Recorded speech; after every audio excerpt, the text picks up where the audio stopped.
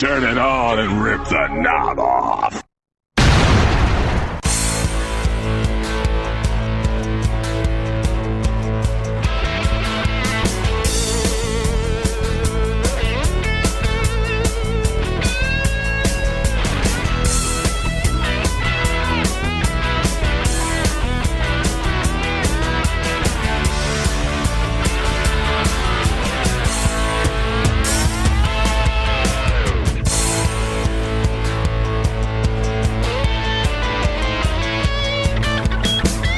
Hey guys, and welcome back. Yes, we're back. It is the Wrestling Memory Grenade, episode number 62. Ask Us Anything, part 2. Part 2, guys, that's part 2. It's our second Ask Us Anything episode, and after the first one was so successful with our listeners, I had to bring it back. I asked you guys, hey, send in your questions, and I'll get to all of them on our next episode of Ask Us Anything. Well, that was my intention until we got over 40 questions sent in, and I was like, wow, it was more than I expected. I appreciate you guys very, very much. Unfortunately, I don't know if we can get to all of them in one episode of Ask Us Anything, so what I'm going to do is I set a stringent time I'm going to follow here, and I'm going to try to keep it within that time frame, and I'm going to answer as many questions as I can within said time frame, and if I can't get to your question today, I do apologize, but I promise you it's at the top of the list for Ask Us Anything 3, another bonus episode of The Grenade right around the corner. But for now, it is Ask Us Anything Part 2.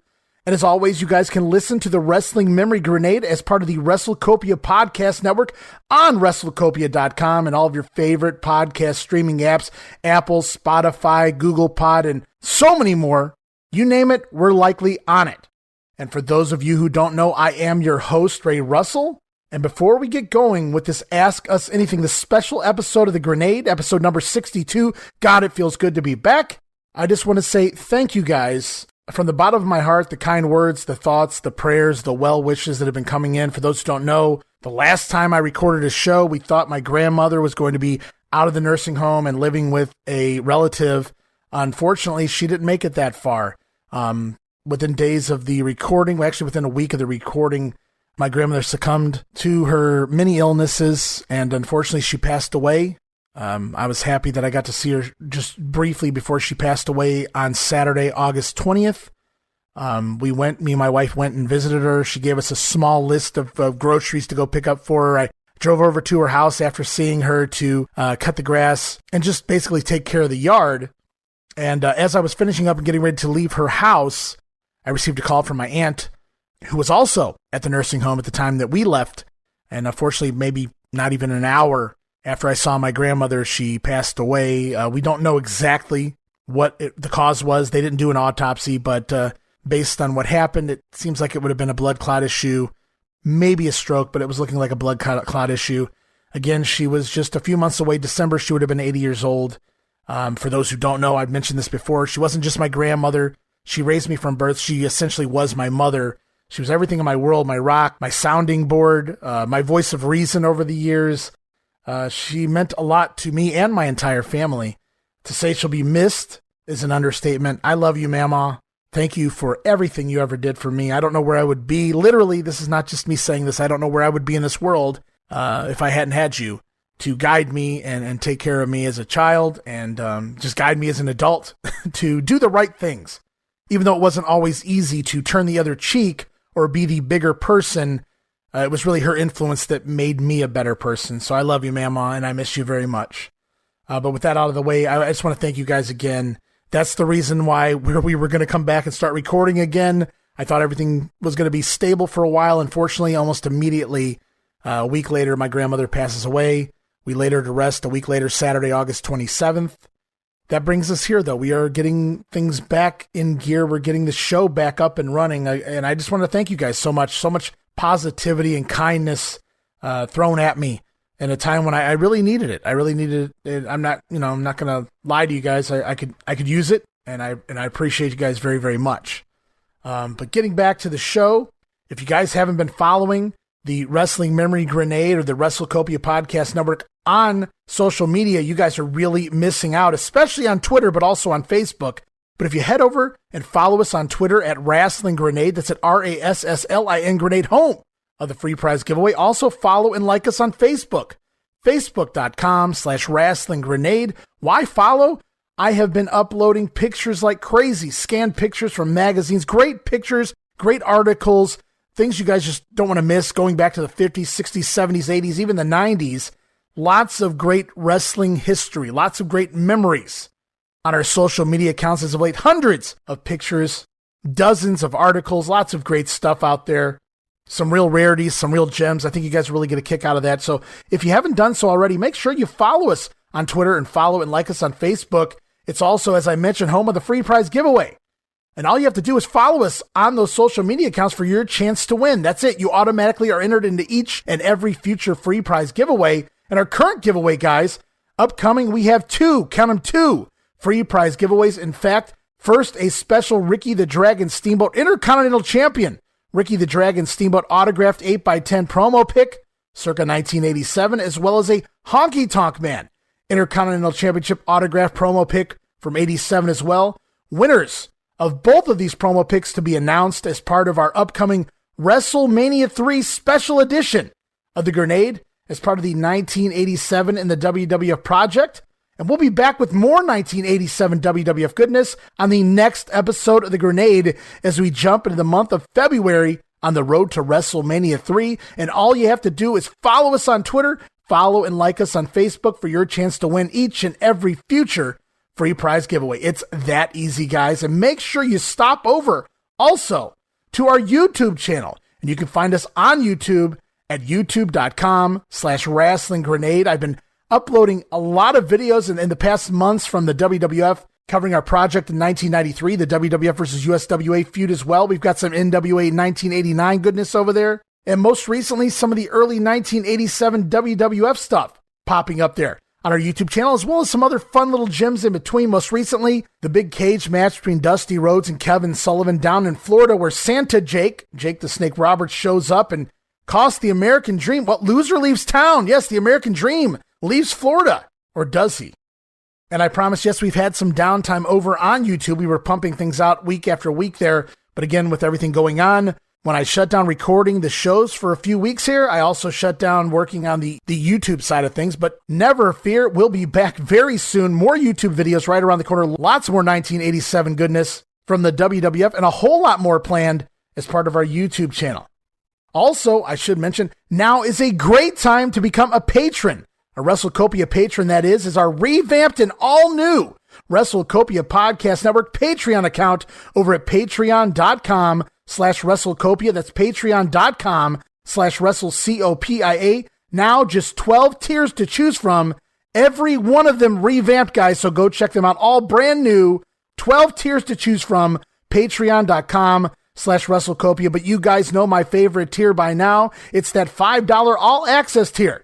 Includes our insanely detailed show notes, early access to many of our WrestleCopia podcasts, listen days, sometimes even a week early before the rest of the listeners. Also, unedited versions of many of our shows, including Tom Robinson's TR Shocks the World, Patreon exclusive watch-along series as part of the all-access tier that covers many WWF and WCW pay-per-views, Coliseum videos, Saturday night's main event, Clash of the Champions, Flair versus Steamboat, Clash 6.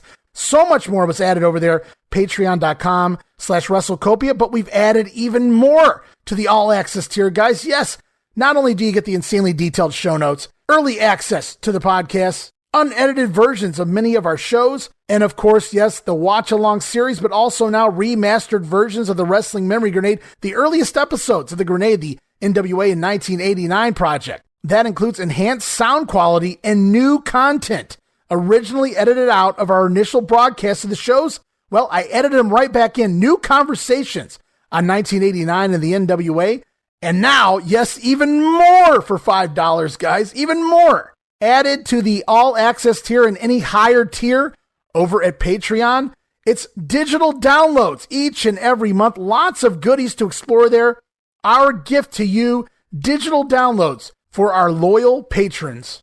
And you get all of that for the low, low price of $5. I'm barely clearing $3.80 at this point, guys. You pay me $5, they take out their fees, PayPal gets their fees. I'm barely making $4 off of these great gifts. We're talking the all access tier, gets you show notes, early access, unedited episodes, exclusive watch-alongs, remastered early versions of The Grenade, and now digital downloads as well for your reading and viewing pleasure. No subscription, cancel anytime. Give it a go for a month. I think you'll like the content we offer, and every penny of it goes right back into the podcast network. So please help us pay some of the bills for the Wrestling Memory Grenade, Monday Warfare, TR Shocks the World. Let's keep those shows and more up and running for the years to come. And with all of that out of the way, guys, it is time to begin Ask Us Anything Part 2 here this week. It's part of the Grenade. And we have something like 40-some questions here. I'm going to get to as many as I can. I'm going to try to answer the questions in the order in which they were received, so just trying to be fair to those who sent the questions in. However, I'm going to start off with actually the most recent questions, because we're going to have a little segment here where we talk about the current product in the world of professional wrestling. And we're going to kick things off talking and discussing the current product here with several questions I just received in the last, say, 2-3 days. So very timely questions. I'd like to get these in while they're timely and before even more happens. And we kick things off. We go all the way to Red Hill, England, and Grayson Cooper, who writes, what do you think of the current WWE under Triple H's regime? Fun little question to start off with here, Grayson. And I appreciate our listeners over in the UK. We are doing really great numbers over in the UK. The Grenade Show remains in the charts over in the UK. What do I think of Triple H's new regime? Well, I think it's still a little too early to tell, but he's done a lot of good work. Now, a lot of it's common sense. Vince had things so screwed up in my personal perspective that only a fool wouldn't be able to come in and fix some of these issues almost immediately. And I think that's what Triple H done. And I'm not crapping on Triple H. I think he's done a great job up until now. He's bringing a lot of guys back pretty fast. I'm sure they know what they're doing. It's not AEW, hey, let's hire guys and we'll figure out what we're going to do with them later. I'm sure they have some form of an idea of what they're going to do with these talents when they're bringing them back. Triple H had an idea for most of these guys to begin with. A lot of these guys were Triple H guys, not Vince guys. That's why, hence, they were released to begin with. But Trips is in power now, and he's bringing back the guys he really feels can make a difference in the company. I think so far they've done a good job with them. I haven't seen a whole lot of it. I've read a lot of good things. I do keep up with the pay-per-views. I read what happens on Raw and SmackDown. Sometimes I catch some of Raw or SmackDown as well. So I haven't seen everything, but from what I read, it's pretty good going so far by who was apparently named just this morning Chief Content Officer, whatever that means. My only worry for Triple H right now is after that heart incident and his health scare, and he continues to have, obviously, a health issue ongoing for the remainder of his life with his heart, is taking on all of this so quickly. And I admire him for doing it and doing it so well, especially the creative side of things. So what do I think of the current WWE product under Triple H? I think he's doing a great job. Obviously, long-term will tell the tale. I personally believe, and I hope for the wrestling business, for the fans, that it only continues to get better. Maybe I'll start watching it on a regular basis again once I see that the storylines will continue to make sense week to week. The episodic storylines will draw me back in personally as a fan, I hope. I can only hope, because I lost complete interest in the WWE product several years ago because of the booking that we've seen. So I can only hope that Triple H continues this and wins me back someday as a full-time fan. So I'm very positive on what can be. And right now I think it's too soon to say. And I think it's not fair that, the very minute we have Clash at the Castle or whatever pay-per-view or whatever TV show there is, and everybody's favorite doesn't win a match, then, Triple H blew it. Man, he had the opportunity, he blew it. He screwed up his shot at running the company because your favorite didn't win. Lots of selfish people out there on social media. And I don't think anybody's ever going to like every single finish, every single guy that gets pushed or woman that gets pushed. I don't think you're never going to please everyone. So yeah, there were finishes that I didn't care for since Triple H has taken over. There have been feuds that I have no interest in now that Triple H has taken over, but I love what he's doing in general. I love that he's trying to make this make sense again and just have a professional wrestling company. Go figure. So thus far, I say kudos to Triple H and what he's done. We move on. Edward Davies, also from England. This is Bracknell, England. Hopefully I pronounced that correctly. I might have an issue with a couple pronunciations throughout this episode, so I apologize in advance. Edward writes, your thoughts on WWE Clash at the Castle. My thoughts were it was a solid show. Again, I've been out of the loop As far as TV goes a lot, I have been trying to read up on everything, and I follow the videos and the storyline packages and everything. So I know what we're looking at going in, but I feel like we're still, Triple H isn't really hot-shotting anything. The creative isn't really hot-shotting anything. So I feel like they're stuck in certain situations where they don't just want to ignore it, delete it, pretend it never happened. They're slowly getting through what they were forced to take on. And hopefully from there, things get better. There's just a lot of guys floating around right now that I just have no interest in. And some of those guys worked this Clash of the Castle. I've seen a lot of people putting over the Sheamus and Gunther match, the Gunther match, if you will. I knew going in pretty much what it was going to be. I wasn't shocked that they beat the living crap out of each other. I enjoyed it thoroughly as a fight. Again, it goes back to Ronnie Garvin and Greg the Hammer Valentine for me, just slugging it out, beating the crap out of each other. These guys took it a little further. Obviously, Sheamus bleeding everywhere just from the chops and the hard shots. But, I mean, those guys went out there and they just gave it their all, and I appreciated that as a fight. A fight, fella! I thought there were some solid things on the show. I thought some of the things didn't really work for me. Some of the matches ran just absolutely too long. The 6 women's tag I wasn't a fan of. I'm sorry to say, for anybody who enjoyed it. I thought there were just a lot of miscommunication, mistimed spots, not necessarily crazy, dangerous botches, but just not everybody was on the same page. It didn't really flow for me. And then the fact that it just went on and on and on, it felt like, I don't know how long the match actually went, but it felt like it went at least 20 minutes. And to me, I could have done without maybe take it home in 12 or something. But I get what they were going for. There was a lot of big names in there. Bayley, and you got to get over her group. Makes sense. And on the other side, Bianca Belair was involved. So you got to give your top players time in the ring, and that's what they did there. So I can't really fault them. I was happy they opened with that match. I feel like had that been later in the show, and placement of matches is really underrated. It's a very important thing because I feel like had that match went on later in the show, it would have really slowed things down. So I was happy where it was opening the show like that. Now the main event, I discussed this briefly with my brother just I believe yesterday. I'm over the interference. I'm over the Usos. I'm fine with Roman Reigns and his character. I'm not really sure what the story is, why he doesn't work house shows, why he's not really on TV a whole lot, why he's skipping multiple pay-per-views, working 6-man tags as world champion on pay-per-views. I don't really know the whole ordeal or what the reasoning is. I haven't really dove into it enough to really care.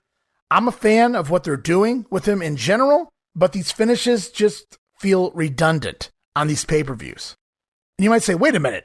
Just last month, Brock Lesnar took a tractor to ringside and elevated the ring. That doesn't happen every month. And that's true. I agree with you 100%. That's not what I mean. I mean the interference. The interference from the Usos and now the younger brother, Baby Us. Reigns is a believable main event heel. I buy into it. He should be champion. There's nobody else there right now that could carry that belt, in my personal opinion. Right now, I say right now. Overall, I found the pay-per-view, I was indifferent. There was some good wrestling on the show, but then there's people I just don't have any emotional investment in, like Dominic Mysterio. I don't care that he turned heel. They've been building that, it feels like, for like a year and a half. Finally, they pulled the trigger. I think that's why AEW went and did the stupid Gun Club deal where Billy Gunn's sons turned on their father because they knew this was coming. It's like, oh, let's do it first just to say we did it. Now, I'm sure that's not going to get over in AEW, but this doesn't get over short term, at least with me. I have no emotional interest in Dominic Mysterio. He just doesn't look like a wrestler. He doesn't feel like a wrestler.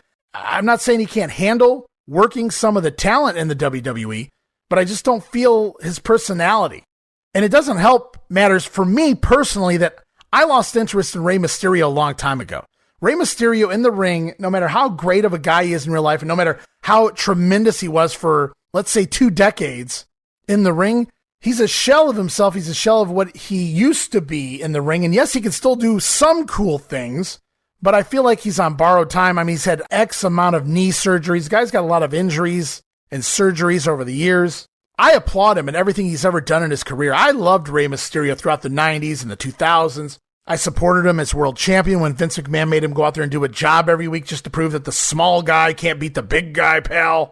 So I'm a true Rey Mysterio fan, but I just have no interest in watching Rey Mysterio in 2022. So to watch his son, who I care even less about, turn on him, it did nothing for me.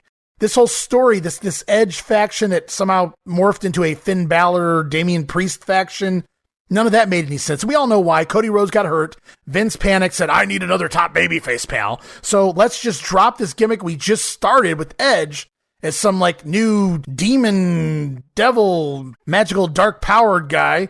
And let's just turn him back babyface, have him come out, run side to side and get the crowd up. That doesn't work for me.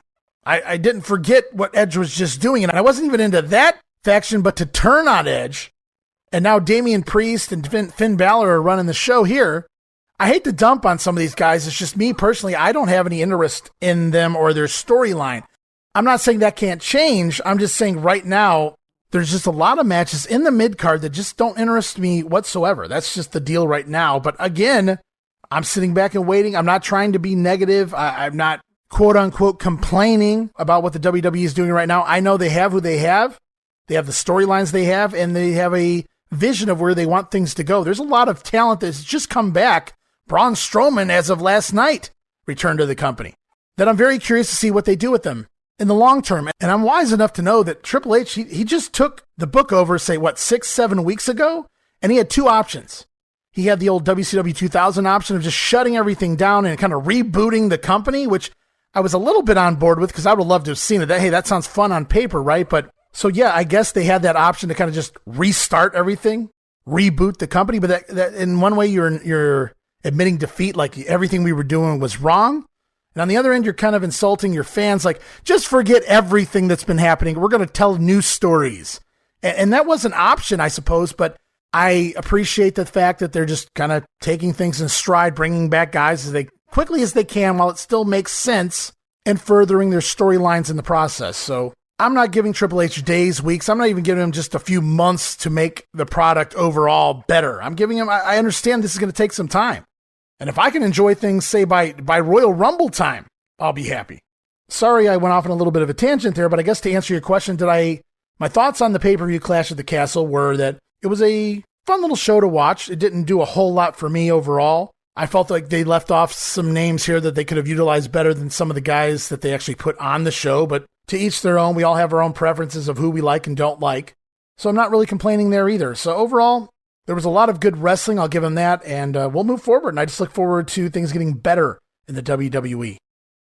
Lots of questions out of the UK here. Recent questions just sent to me in the last few days. And I have to wonder, is it because Clash at the Castle was in Wales? Because we have yet another question sent in, this time another WWE question from Pontefract, England. God, I hope I said that right. If I didn't, again, I apologize. Jensen Arrowwood asks, who should take the title off of Roman Reigns? Well, I think it's too early to say for sure who, because again, like I said, I'd like to see what they do with a lot of these guys in the next 6 months. That answer, right now, there's nobody, if you ask me, that can take the title off of Roman Reigns. You'd be a fool to do it because you're just changing the title to say you changed the title at that point. None of these guys are going to carry the belt like Roman Reigns. None of these guys are at the level of Roman Reigns. You could argue Cody Rhodes, but he's out injured. Let's remember that. And also, I feel like Cody needs another big win heading into a storyline with Roman Reigns, which we may see at the beginning of next year. But overall, Triple H, he's brought back several names that I'm looking forward to seeing what he does with them over the next several weeks, next several months, I should say. Right now, I could care less who wins a Royal Rumble match, but maybe by the end of the year, I'll say, hey, man, I'd like to see these 2 or 3 guys, any of these guys. They'd be great winning the Royal Rumble going on to WrestleMania. So who knows? We'll see. But right now, Roman Reigns, I guess the closest you could argue with the name buzzing in the air right now to take the belt off of Roman Reigns in the short term would probably be Cody Rhodes if he were healthy, which unless he's like Super Cena and rehabs at a Wolverine pace, shout out to Marvel Comics, that doesn't appear to be happening anytime soon. So right now, I'm curious to see really who they line up for Roman over the fall and into the winter. But I wouldn't be surprised if the guy held the belt till the Royal Rumble. And honestly, then I think that would be a good time to pull a trigger if you could drop the belt off of Roman. If the rumors are true that Roman would be working The Rock at WrestleMania. If that's true, Roman doesn't need the belt. The Rock's not going to win the belt. So the title doesn't even need to be involved in such a match, should that match take place. Now, obviously, back up to that. If The Rock's really not coming in, then yes, you leave the belt on Reigns all the way to WrestleMania, I would think. However, if The Rock comes in, if Reigns truly is working The Rock at WrestleMania, then Reigns can easily drop the belt at Royal Rumble or what have you, as long as they have time to build someone up to be a credible champion. So I couldn't really give you a direct answer there. I do apologize for that, Jensen. But hopefully you get an idea of my thought process there. We move on to Jason Richland, Dallas, Texas. Who would you like to see return to the WWE next? Sasha? Braun Strowman? Bray Wyatt? Naomi? Someone else? Well, Jason, it appears you sent this message last week, but since that time, Braun Strowman, as I just mentioned a little earlier, has returned to the company as of last night on Monday Night Raw, so we'll scratch him off the list. Who would I like to see return to the company most of all? Well, I think before some of the issues that transpired, I might have picked Sasha Banks based on her name, based on who she was prior to leaving, but based on the way she left and some of the pictures that came out at the Comic-Con where she wants to stand 6 feet away from her fans, her male fans, to take pictures and things like that. I've kind of lost a lot of respect for Sasha in recent weeks, months, whatever the case may be. I'm not a big fan of taking your ball and going home every time you don't like a storyline, every time you're not utilized the way you want to be utilized. It's a company. If I make the French fries at McDonald's and they tell me today I'm making a cheeseburger, I might not like making cheeseburgers, but that's my job. At the end of the day, even though everybody's performing in the ring, they're all athletes, this is a television show. If I'm working on a TV show and you tell me my lines are this, this, and this, then my lines are this, this, and this. If you tell me that me and my on-screen girlfriend are breaking up, I really have no say. Okay, we're going a different route with my character. That's what this is, a character that you're portraying for lots of money. I get trying to protect your value on the roster, but if it bothers you that much that you become so upset that you want to walk out of the company every time you feel you're being misused, then maybe this isn't the business for you. And I'd like to see what you would go and do without the professional wrestling business, because I'm not sure, I don't know what Sasha's other interests are in the world.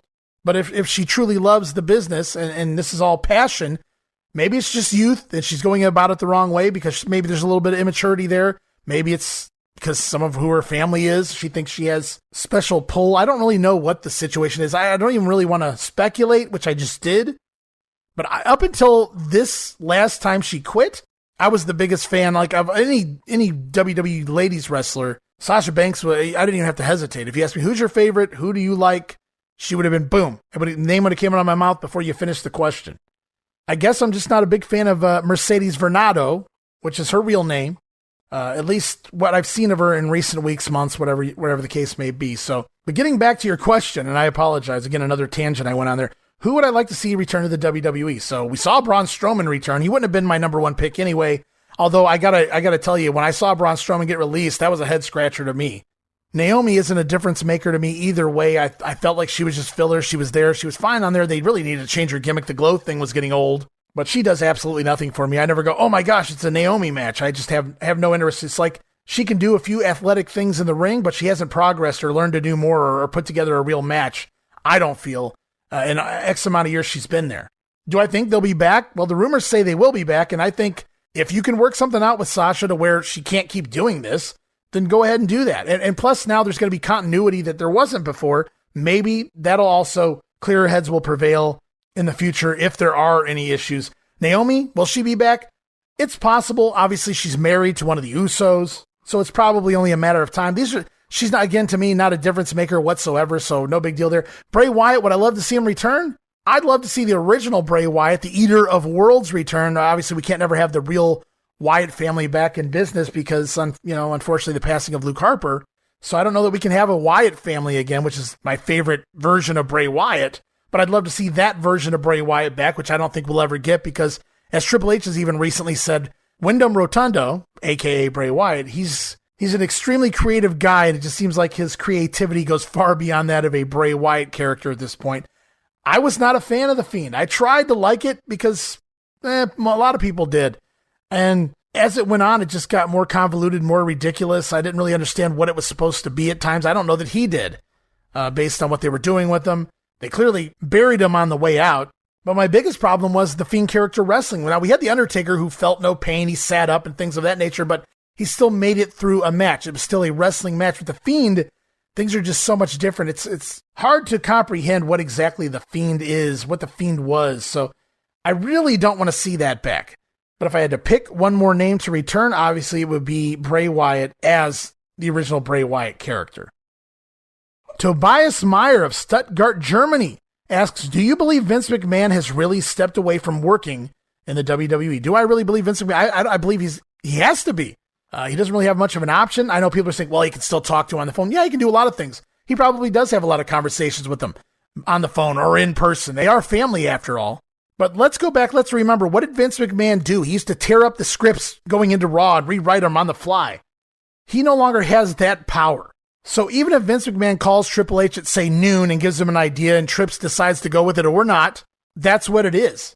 I don't see Vince McMahon calling in at 9:37 in the middle of Raw and saying, well, you need to do this next segment, pal. And Triple H and the boys going, yeah, okay, let's do that instead. Let's drop what we have written down here and we'll change it up because Vince wants this. I just don't see it. I think with the names coming back and the words now permitted to be used, I think it's safe to say no matter what influence Vince McMahon still has on the product, if any, I think it's safe to say that Triple H and anybody else that's working with him in creative are in major control of the situation at this point.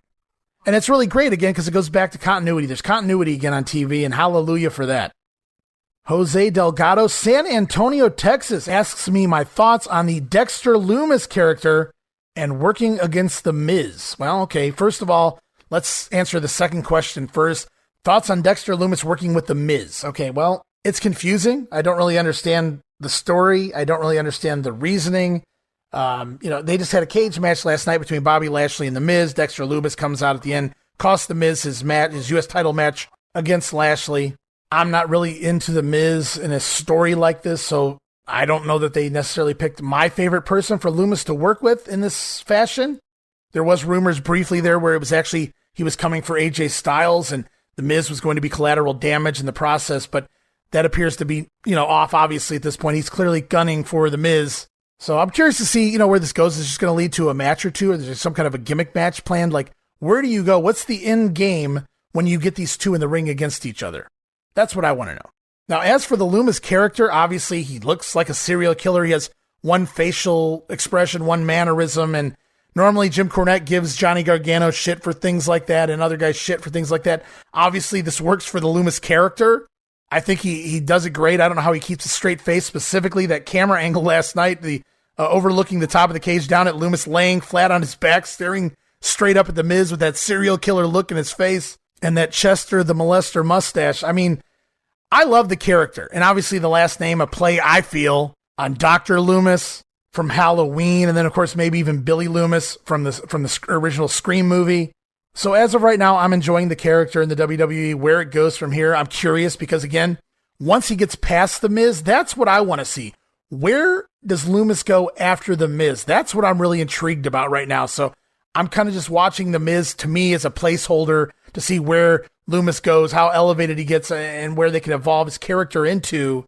Because like I said, there's a lot of names right now that I think by Royal Rumble time, I'm going to be really excited to see them all involved in the 30-man. And that's the first time I can say that in several years. So let's hope things continue to go well here for all these guys. And we have one more WWE question before we move over, oh boy, to the AEW side of things. Alan Iron Beagle. Play on Alan Iron Eagle. And hey, I have a beagle. Two things I learned after purchasing a beagle puppy. One, they love to howl. And two, according to the internet anyway, they are the hardest dog to train, the most stubborn dog. And they are lovable. They love kids. They love people. They love other dogs. They just don't like to listen. Nevertheless, Alan Iron Beagle, Myrtle Beach, South Carolina writes, what is with the WWE commercials during the premium live events? They air video packages of wrestlers that seem to last forever when they could be using the time to air promos or additional matches. What gives? Good question there, and I think I talked about this on our State of the WrestleCopia Network address with Steve, my sometimes co-host Steve Ekstat, last episode, and I think we touched on this a little bit, but I'm going to explain it here a little better now that I even have a better understanding of what's going on. And so for those who watch the premium live events, or as I still call them because I'm old school, I just call them pay-per-views. But for those who watch these events on the Peacock, there are two versions of the Peacock. There's the $5 version with built-in commercials. You have to watch commercials during everything you watch on the Peacock app. And then there's the $10 version where there are supposedly no commercials. You can watch your TV shows and your wrestling events without commercials intact. Well, the reason for all of these lengthy videos in between the matches is because when those who pay $5 and have to watch commercials are watching commercials, those who pay $10 are stuck watching these lengthy videos, as you pointed out, which are also technically WWE commercials. So pretty much you're damned if you do, you're damned if you don't when you're watching the premium live events. You're going to get commercials of some way, shape, or form. It's just over here, maybe it's a video of Kevin Owens or Bobby Lashley, and if I'm paying $5, maybe it's a commercial about tampons or whatever it is they advertise during these periods. So really, when you pay for the $10 tier of Peacock, you're paying for no commercials and the pre-recorded stuff. Like, I can watch WrestleMania 3 without a commercial. I can watch an episode of Old Superstars without a commercial. I can watch Quantum Leap without commercials. So that's really what you're paying the $10 tier for. When you're watching the live WWE events on the Peacock, you're watching commercials either way. It's just they could be WWE version or the Peacock's version of commercials. Either way, you're essentially getting ads, which, yes, I agree. Because of this structure, it eats into the time on the show, and it does cut into possibilities of an additional match or matches going longer on the show. And what's even weirder, and nobody has been able to explain this to me yet, and I haven't even heard Dave Meltzer explain this, why, when we were on the WWE Network, there was no specific time. The wrestling, a pay-per-view could go on for as long as it needed to go on, and then it ended. So if they structured a show to last 3 hours and it lasted 3 hours and 40 minutes, then so be it. However, on the Peacock, when they structure something to last 3 hours or 4 hours, it must end within that time. And I still have yet to figure out why that is. When they owe nothing to Peacock, Peacock is streaming it live. It's not interfering with anything. So I still haven't figured out why on the Peacock, why shows have to end at a specific time. I feel like we've regressed in that department, but I have a lot of issues with Peacock, so I won't get into all of that right now. What I will get into is the AEW and all these shenanigans going on over there right now. And boy, is there a lot of them. Ronnie Walsh from the Woodlands, Texas. Gotta love a city that starts with the word the Woodlands, Texas. Ronnie Walsh asks, did you watch AEW All Out? Your take. If you didn't watch, do you plan to watch after reading results? Your thoughts on the pay-per-view. All right, Ronnie, well, here's the deal. I did not watch all of AEW All Out. I saw bits and pieces after the fact. I simply just didn't have the interest going in that I typically do. It was just, I don't know the names of all the AEW pay-per-views in the order in which they aired, but I want to say 2 pay-per-views ago, I broke down and purchased an AEW pay-per-view alongside my 14-year-old son. He chipped in a few dollars as well on the pay-per-view. But I broke down and purchased an event, an AEW pay-per-view, because I had interest in the product. I thought, this was supposed to be a really big show. I want to say it was the show with the dog collar and the MJF and CM Punk dog collar match and things like that. At the end of the show, I saw people praising a couple of the matches much higher than I really didn't think anything was out of this world on the pay-per-view that I was expecting. I wasn't expecting great things from top to bottom, and really when it left, it was kind of flat for me. A couple of decent matches, nothing over the top 5-star or anything of that nature. So I wasn't planning on getting any future AEW pay-per-views. Going to wait and see approach. But as things go on, there's a lot of new names coming into AEW. I'm not really following it like I was. As far as the TV goes, there's names I don't even recognize. They're put into prominent positions on the shows. I'm wondering how they got there. And then we have all of the backstage issues as well. And CM Punk, and I've listened to Jim Cornette's side of things, and I get his side of things. I'm not even going to argue any of that in regards to CM Punk versus all the Elite Boys and all that. But at the same time, I'm not a fan of a lot of the things CM Punk's doing either. So I'm just not a fan of anything in general. I haven't been a fan of anything Jon Moxley's done really since he's come to AEW. I was expecting big things when Dean Ambrose arrived at AEW in the first match. Okay, well, he's just getting his feet wet, back in another promotion. Okay, I get that. Second match, that wasn't very good either. When's he going to start having good matches? And as it went on, I'm sorry, guys, but slicing up your head doesn't equal a good match. And I know he didn't do that at All Out against CM Punk, so I'm not referencing that, but he did do it in the last 87 matches prior to that. And then you mix in lackadaisical storylines and stuff like that, and it's just, I haven't had a lot of interest in the product in general in AEW right now. So did I watch All Out? No, I didn't. My thoughts were, when I was reading the results, how long was this show? I just kept scrolling what felt like for years trying to get to the main event. I don't know how many matches were on that show. I didn't go back and count, but the way I read it was they tried to cram every single human being they could onto the show, whether they were in the match, running in, coming out after the match, cutting a promo, interrupting a promo. Some of the matches felt like they had no business even being on the pay-per-view. I feel AEW pay-per-views just run entirely too long, and kudos to Tony Khan for wanting to give everybody the most for their buck, but we see how that works when WrestleMania was one night and going 6 and 7 hours. The crowd just can't take it. How many wrestling matches can you watch in a row before you lose interest, before you stop investing interest into the storylines, the angles, and the matches you see? I was excited for the fact that AEW was going to exist, not because of the guys they were bringing in initially, the Young Bucks and Kenny Omega and those guys, not particularly my cup of tea. But I love the fact that there was going to be a competing, real promotion that could see levels like WCW, that could eventually someday maybe not be equal to the WWE, though that would be ideal, but somebody that is a viable secondary promotion where guys can work, where we can see more wrestlers, more wrestling on the TV. I looked forward to all that. And early on, a lot of the storylines made sense. A lot of the guys in there were working wrestling matches. And as time went on, it was more and more the youth movement, which I get. I'm not a big fan of some of these guys. Some of these guys need to retire. But there just feels like there's a lot of younger talent that's telling the older talent, this is how we work now. This is how wrestling works now. I don't know who decided that one day. But I also feel it's the generation not just in wrestling, but the generation in the world. You don't tell me what to do. I don't care about your experience. And sadly, it's got AEW to where it is right now, which is, and we're going to talk a little bit more about some of that in the next question. But in general, I truly hope things turn around. There's a lot of billionaires out there that own a lot of companies. Most of them don't run the company. They pay other people that know what they're doing to run the company. And Tony Khan here, it's like he has a bunch of real life toys that he can manage and tell what to do, book dream matches from his fantasy world with his money. And it's his money. He can do whatever he wants to with it. But if he wants to run a wrestling business, he needs to hire wrestling people and put them in charge. Step back and let somebody who knows what they're doing run a show, because Booker of the Year and all this other nonsense, I don't understand that.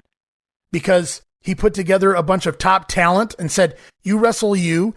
I want you two, take on you two. And he has all of these, in Dave Meltzer's eyes, 5-star, 6-star matches, whatever the case may be. So that makes him Booker of the Year.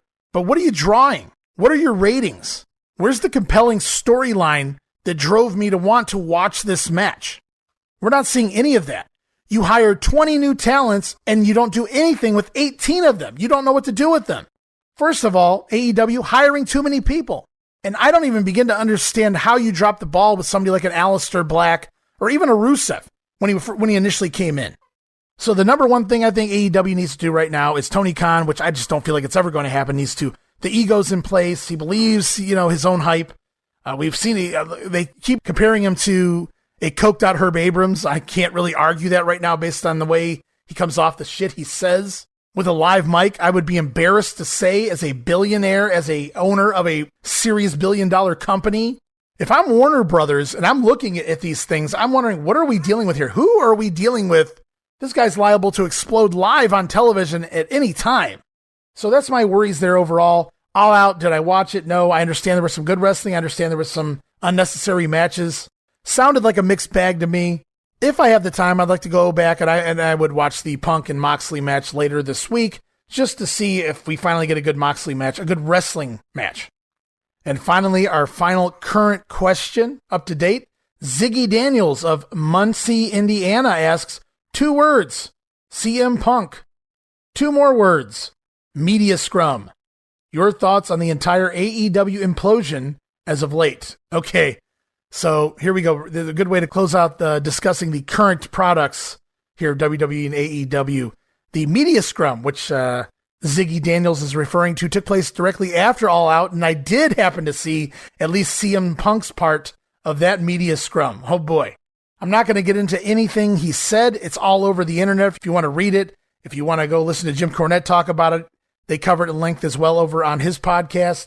But essentially, Punk goes out there on a live mic sitting next to the owner of the company, Tony Khan, and basically shits on the company, the way it's ran, the EVPs. He mentions them, obviously, the Young Bucks, Kenny Omega, buries Hangman Page once again. He buries Colt Cabana. A lot of people saying Punk goes into business for himself here. That's how I saw it as well. Like, you just don't do this in a billion-dollar company. This guy next to you, he's paying you to wrestle. And keep your mouth shut outside. This would have never happened in WWE. So while I listen to Jim Cornette's take on this, and I agree with a lot of it, Cornette defending why Punk said what he said and essentially agreeing with the things that CM Punk said. I'm not necessarily questioning a lot of the things that Punk was discussing. I just question if these are things you talk about in public when you're working for the company. It's just bad business in general. So my thoughts, everybody's in the wrong somewhere, shape, or form in this whole thing. And then it didn't end there, because during the press conference, Punk essentially calls out these EVPs and says, if you have a problem with me, say it to my face. And that's exactly what happens as Punk leaves the press conference and he goes backstage. So Punk goes off on his merry way after putting over the local bakery that he enjoys pastries from. And he runs into said EVPs backstage, and they take issue with what Punk had to say as part of the media scrum, if you will. And they get into a physical altercation. The story goes that Punk swung on one of the Jacksons, depending on whose version you read. Some say it was Matt, some say it was Nick. Either way, he swung on one of the Jacksons, leading to a all-out brawl of sorts, a brief brawl anyway, where Ace Steel, who's been working as an agent recently in AEW, probably hired because of CM Punk. For those who don't know, Steel actually trained CM Punk, so, there's that as well. But Steel got involved. This is an agent, mind you. Got involved in the fight.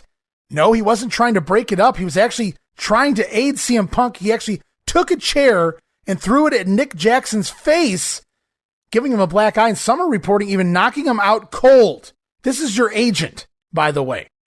Throwing a chair into the face of one of the Young Bucks, and then turning around and reportedly biting and pulling the hair of Kenny Omega. Ace Steel, reportedly no longer with AEW, and I sure would hope not. Now, we know Eddie Kingston just recently got suspended for pie-facing Sammy Guevara, which is another issue in itself backstage. But now we have guys swinging on other guys, throwing chairs in people's faces, biting, pulling hair. Ace Steel easily out the door. Makes you wonder what's going to happen. Something else needs to happen here.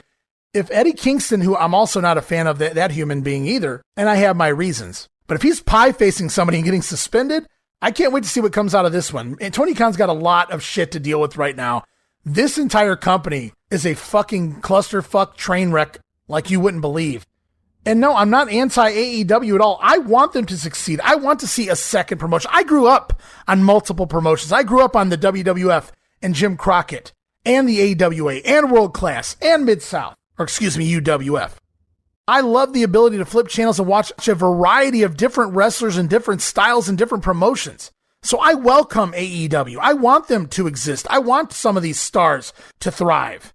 Unfortunately, they got to get their shit together, and that's an understatement. That's just the way it is right now. Unbelievable. And for those if you haven't seen the CM Punk portion of the media scrum, do yourselves a favor. You have to absolutely go out of your way to go find this.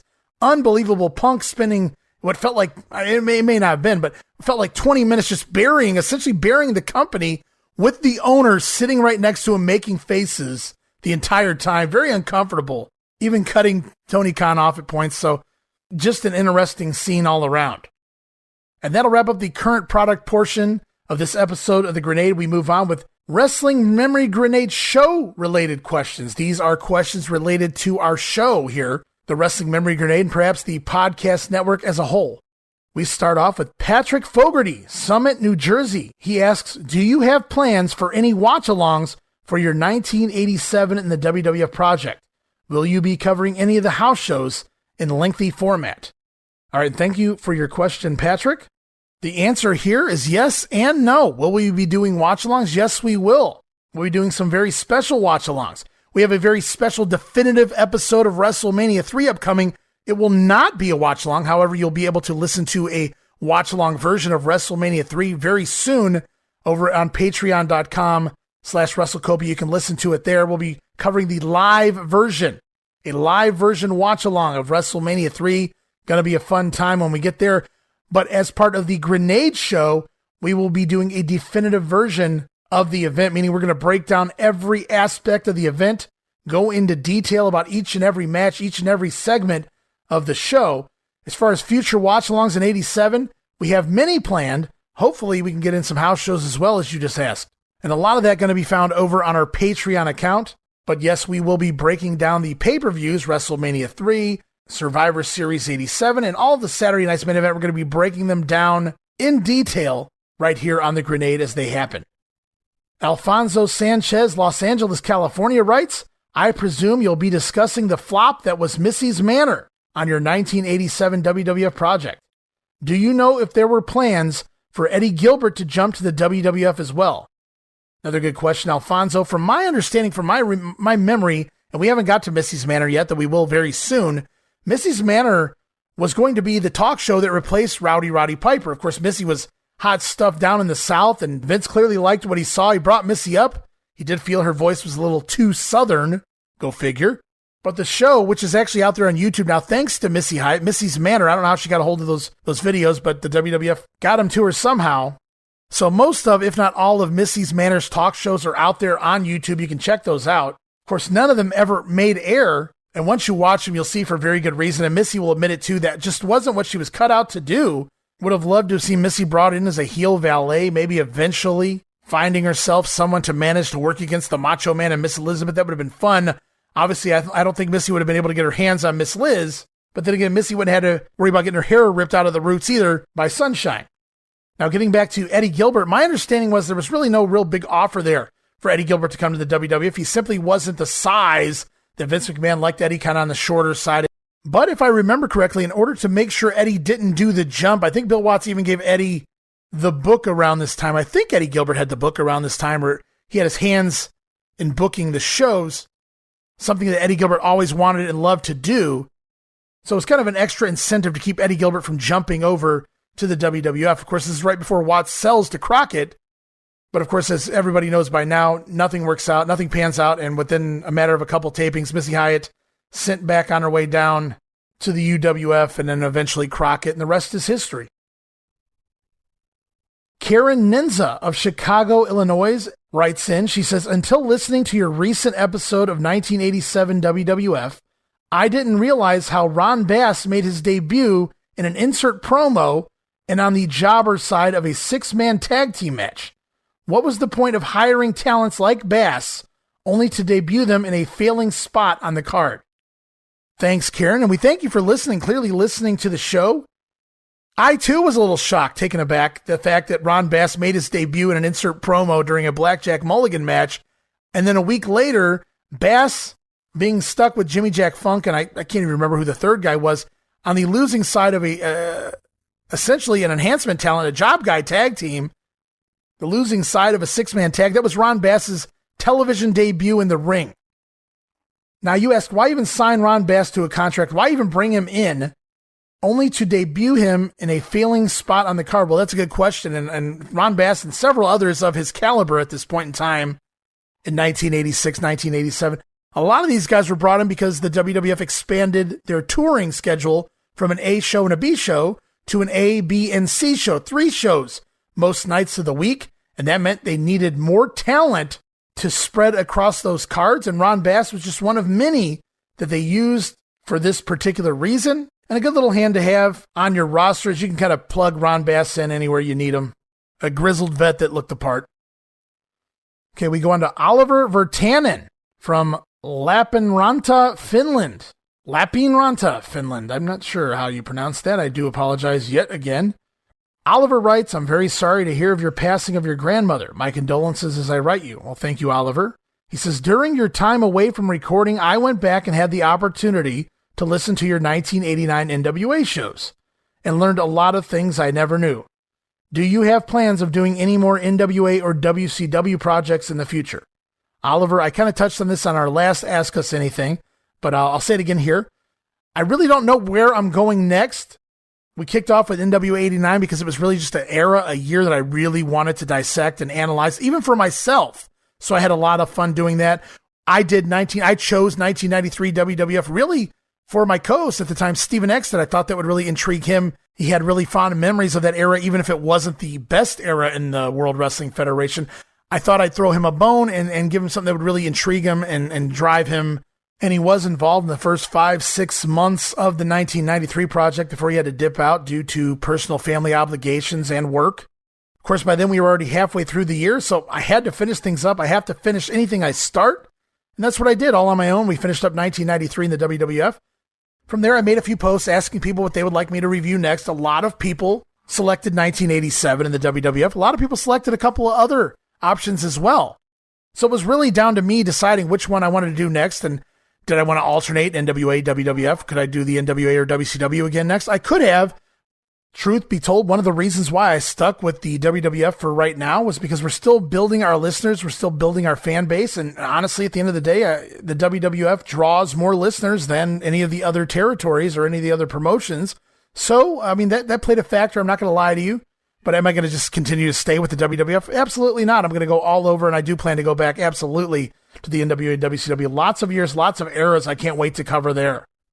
And in the interim, if you have any interest in the Monday Night War era, you can go over to our sister show, Monday Warfare, The Battles Within. We've chronicled every episode of Raw versus Nitro, beginning with September 4th, 1995. I believe right now we're in the month of June 1996 over there, so you can actually go over there and listen to quite a bit of 1995, 1996 talk when it comes to WCW. But do I plan on doing more projects involving the NWA and WCW? You damn betcha, man. Sherry Keys of Bakersfield, California asks, can we expect you to venture outside of the United States and document wrestling history from places like Japan, Mexico, or the United Kingdom? Sherry, I'm a big fan of wrestling in all of those countries. And I tried to do my due diligence when growing up to learn a lot of the talent, specifically in Japan, more so than the other countries, because it was covered more in the magazines. However, by the internet era of the mid-90s and forward, I've done nothing but spend time researching the wrestlers, researching the eras, researching the promotions in Mexico, Japan, of course, World of Sport over in the UK. And not only those countries, I'm talking Argentina, the Dominican Republic, Otto Vons in Germany and Austria. So yeah, I have a vast knowledge of pretty much all of the wrestling culture from around the world over the last countless decades, of at least throughout the 1900s. And I absolutely welcome and love the idea of discussing any of these countries and their rich history in professional wrestling. I feel like I need someone to discuss it with, and for that I would like to welcome like an expert, a lucha libre expert to discuss Mexican wrestling history, a puroresu expert to discuss the history of Japanese wrestling, All Japan, New Japan, IWE, JWA, whatever the case may be. Can you expect me to venture outside of the United States? I can only hope so. I see it happening down the road. When, I can't specifically say, but hopefully not too far. Alrighty. Who's your daddy? Scott Bradley from New York writes, I went back and listened to the shows you did with TR, that's Tom Robinson, recently. I love your chemistry and finishing each other's thoughts. How do you know Tom? Have you guys worked together before? When will TR return to the air? Tell him I said hello and hope you guys do some more shows in the near future.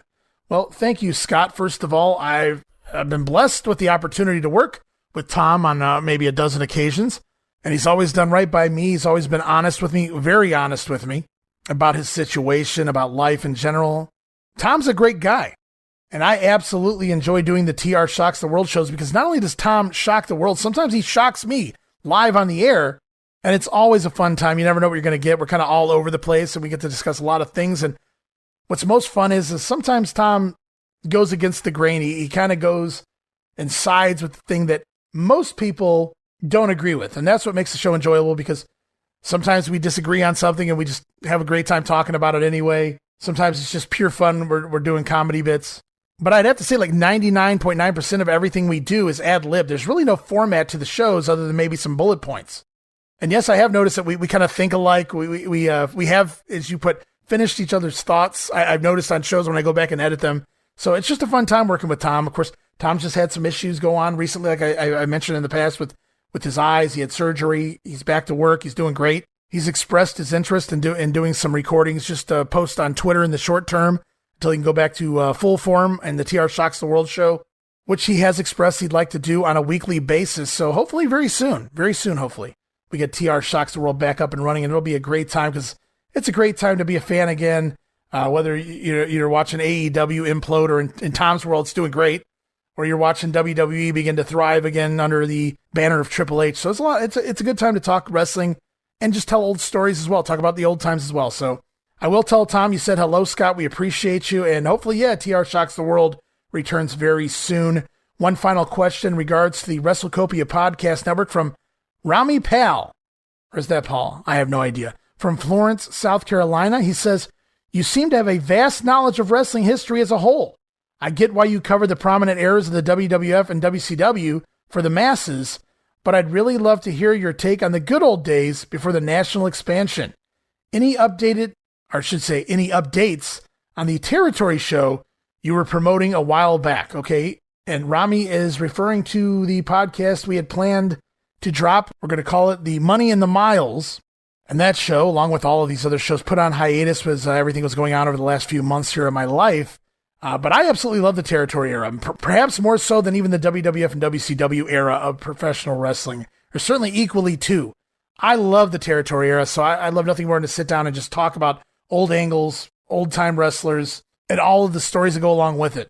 So if I have anything to say about it, sooner rather than later, we'll get some territory talk up and running here on the WrestleCopia Podcast Network. Again, I can't give you a definitive time right now of when these shows will begin to drop, but it's certainly on my to-do list, and it's certainly high atop my to-do list. But until we get the other shows, the Monday Warfare show and the Grenade back into the swing of things, everything else is on hold for the short term. And Rami, I appreciate you writing in as we move on to non-wrestling related questions. Just 2 of them here, guys, so don't worry about it. For those just listening to wrestling questions, we'll get through these 2 non-wrestling related questions, and we'll get right back to the wrestling side of things.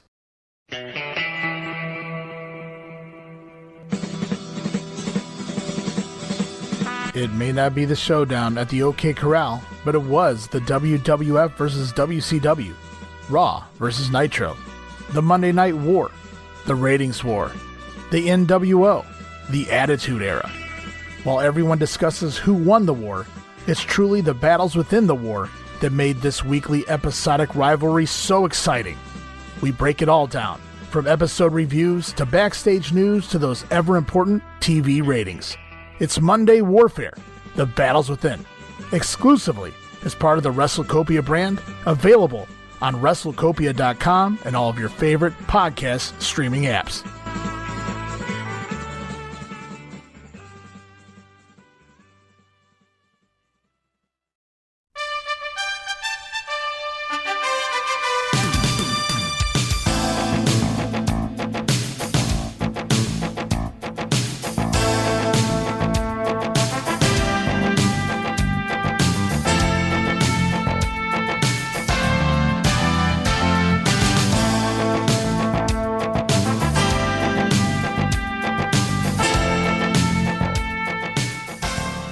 All right, guys, and welcome back to the Grenade. Unfortunately, or fortunately, depending on how you look at it, a lot more news continues to come out about this whole AEW scandal or whatever you want to call it, and I felt the need to interrupt the show that we were doing, the Ask Us Anything episode, to break in with more news on this situation, as I'd already answered some questions earlier on about AEW and the entire confrontation between CM Punk, Ace Steel, The Elite, and all of that. Apparently, there's more to the story now. We've also learned at this point, and I'm sure everybody's already read up on it, but I just want to kind of keep the show up to date as well. So I'm editing this in right here.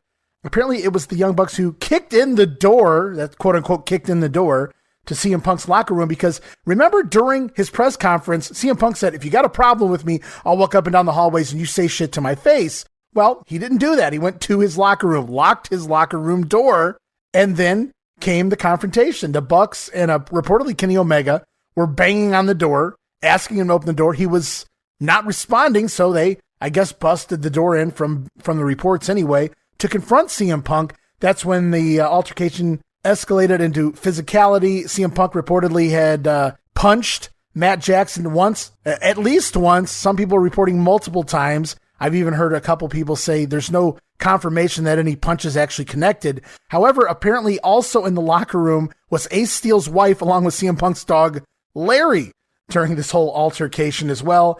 That may be the reason why Ace Steel ran in and whipped a chair at Nick Jackson's face, knocking him out cold reportedly. The entire thing is just absolutely a fiasco. Unbelievable.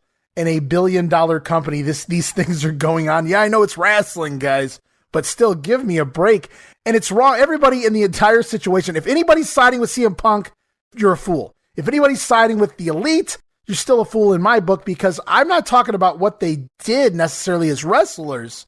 I'm talking about what they did as EVPs. When you're an executive vice president of a company, you can't go busting into your employee's room and get physical with your employees. There's lawsuits to be had there. It's just, I understand a lot of it's probably just the job title. A lot of it's to fulfill an ego, executive vice president, but you cannot hold that title and go and attack your employees. It's just not, that's not business. I don't care what they said. That's just not business. That's not how you handle business. Now, on the other end, CM Punk, I can't say he didn't have whatever happened here coming. The guy goes out there and he shoots in a press conference. And I've heard Cornette's version of it that, hey, the AEW guys, the All Elite guys and things of that nature, they had this coming. And Punk can do what he wants to do in his own time. I'm not against him shooting on people if he has things he wants to say. But when you're still employed by said company, you don't go and run your mouth on your bosses, essentially, and think there's no ramifications coming on your end. And of course, he's sitting there doing that right next to the owner of the company, which basically belittles Tony Khan, whether that was Punk's intention or not. So this whole entire thing has just been a complete mess, obviously. But now, as of today, they're reporting more people were involved in the fight, more people were involved in the altercation. And according to Sports Illustrated and Justin Barrasso, Matt Jackson and Nick Jackson, as well as Kenny Omega, the Elite, they have all been suspended as of right now, listen to these names, as have Christopher Daniels, Pat Buck, who also is another agent, Michael Nakazawa, and Brandon Cutler have also all been suspended following their roles in the backstage melee. That's a lot more names than we've heard in the past. We knew initially it was CM Punk, Ace Steel, the Young Bucks, and Kenny Omega. As of this morning, I did hear Christopher Daniels' name thrown into the mix, but now Pat Buck, Nakazawa, Brandon Cutler, all being involved clearly in some way, shape, or form, even if they were just standing there allowing it to happen, all of them suspended, while several sources in Sports Illustrated also reporting that AEW champion CM Punk, who instigated the fight with his comments during the scrum, and his friend and trainer Ace Steel will either be included in those suspensions or fired from the company altogether. Their fates will be reportedly determined by the end of today. Now, I'm recording the show today, so unfortunately, I don't have their fates here on this episode. I'll touch on it maybe on the next episode very briefly before we get back into WWF 1987. And I hate to say this, I was a CM Punk fan in the WWE, but everything everyone has said, even though I was like, I didn't really buy into a lot of it, it's come out here in AEW. It's proof. It's anywhere he goes, this is the situation. I don't know that he helped the company as much as a lot of people have said that he has. I know the ratings have went up slightly. I understand that they had $1 million gate. I don't know if that was all CM Punk, but I'm sure his name certainly added a lot of value to the show. So I can see where, he has made them some money in the short term here in AEW, but is he really worth the headache? He's clearly going to do what he wants to do whenever he wants to do it. He's walking all over the owner of the company because he knows he can get away with it. And that's a form of bullying. Is he sitting there belittling Tony Khan and calling him names? No, but he's taking advantage of Tony Khan because he knows he can. He would never sit next to Vince McMahon and try this shit. So I feel all of these guys are in the wrong. The Young Bucks, had they not been EVPs, I don't know that they even deserve a suspension in this situation. However, being EVPs, Kenny Omega included, I see why those guys are suspended. I also see why they had to suspend some of the other guys involved, like Christopher Daniels, Pat Buck, an agent. All of these people suspended. I don't believe Ace Steel belongs in the company after this situation. I get it a little more now. His wife was in the room when this was going on. Maybe I could see how that would elevate someone's adrenaline, how somebody could get really heated and do some things maybe they wouldn't normally do. I don't know. I wasn't in the locker room, so I can't at this point crap on what Ace Steel did now that I know that his wife was in the room.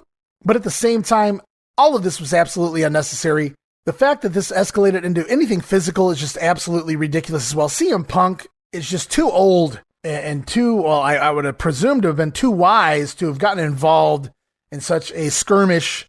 But at this point, it just seems like he really doesn't care. Everything he said when he got to the company last year, it seems like he's going back on it now, at least in that press conference, referring to working with a bunch of children, being booked to work against a bunch of pricks. Clearly, CM Punk is unhappy, and he has no problem telling everybody right in front of the owner of the company. That's something you should be taking Tony Khan aside and saying, hey, let's discuss this. And I'm sure Punk has already told Khan some of these things. I mean, knowing how CM Punk operates, I'm sure he's already had these conversations with Tony Khan. Now, why he chose to do it in the press conference as well, I don't know. But I do know this. Everybody that's suspended, okay, I get it. It'll be interesting to see how long some of these guys are suspended for. It'll be interesting to see what happens with Omega and the Jacksons as far as being EVPs and things like that. Will they be looking to leave the company if they don't get to keep everything they have? Also, on the other end, I can see CM Punk really not caring whether he stays or goes. But then again, he's working with a billion-dollar company. We saw what happened when he tried to stand up to Vince McMahon. Keeping it real went very wrong for CM Punk. He had to pay out a lot of money there.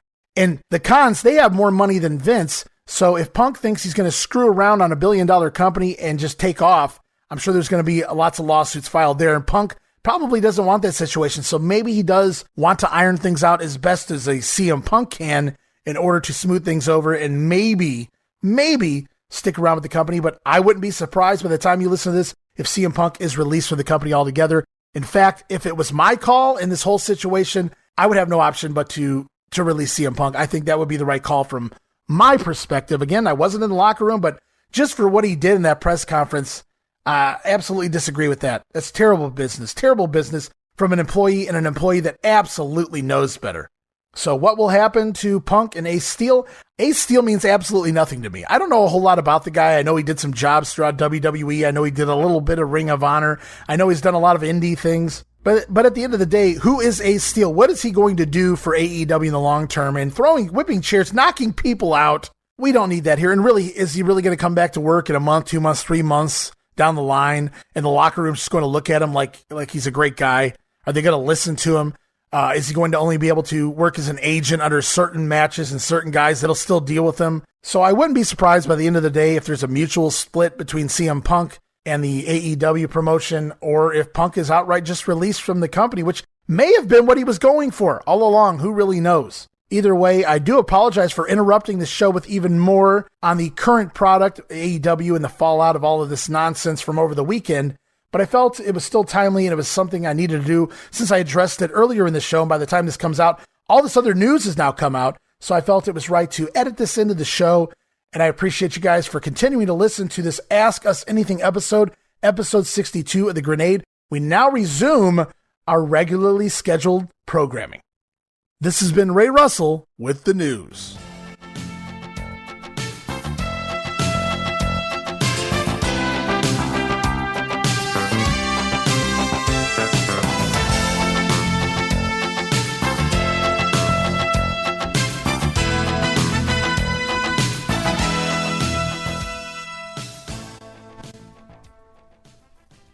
Hey guys, and welcome back to The Grenade on the other side of a nice commercial break.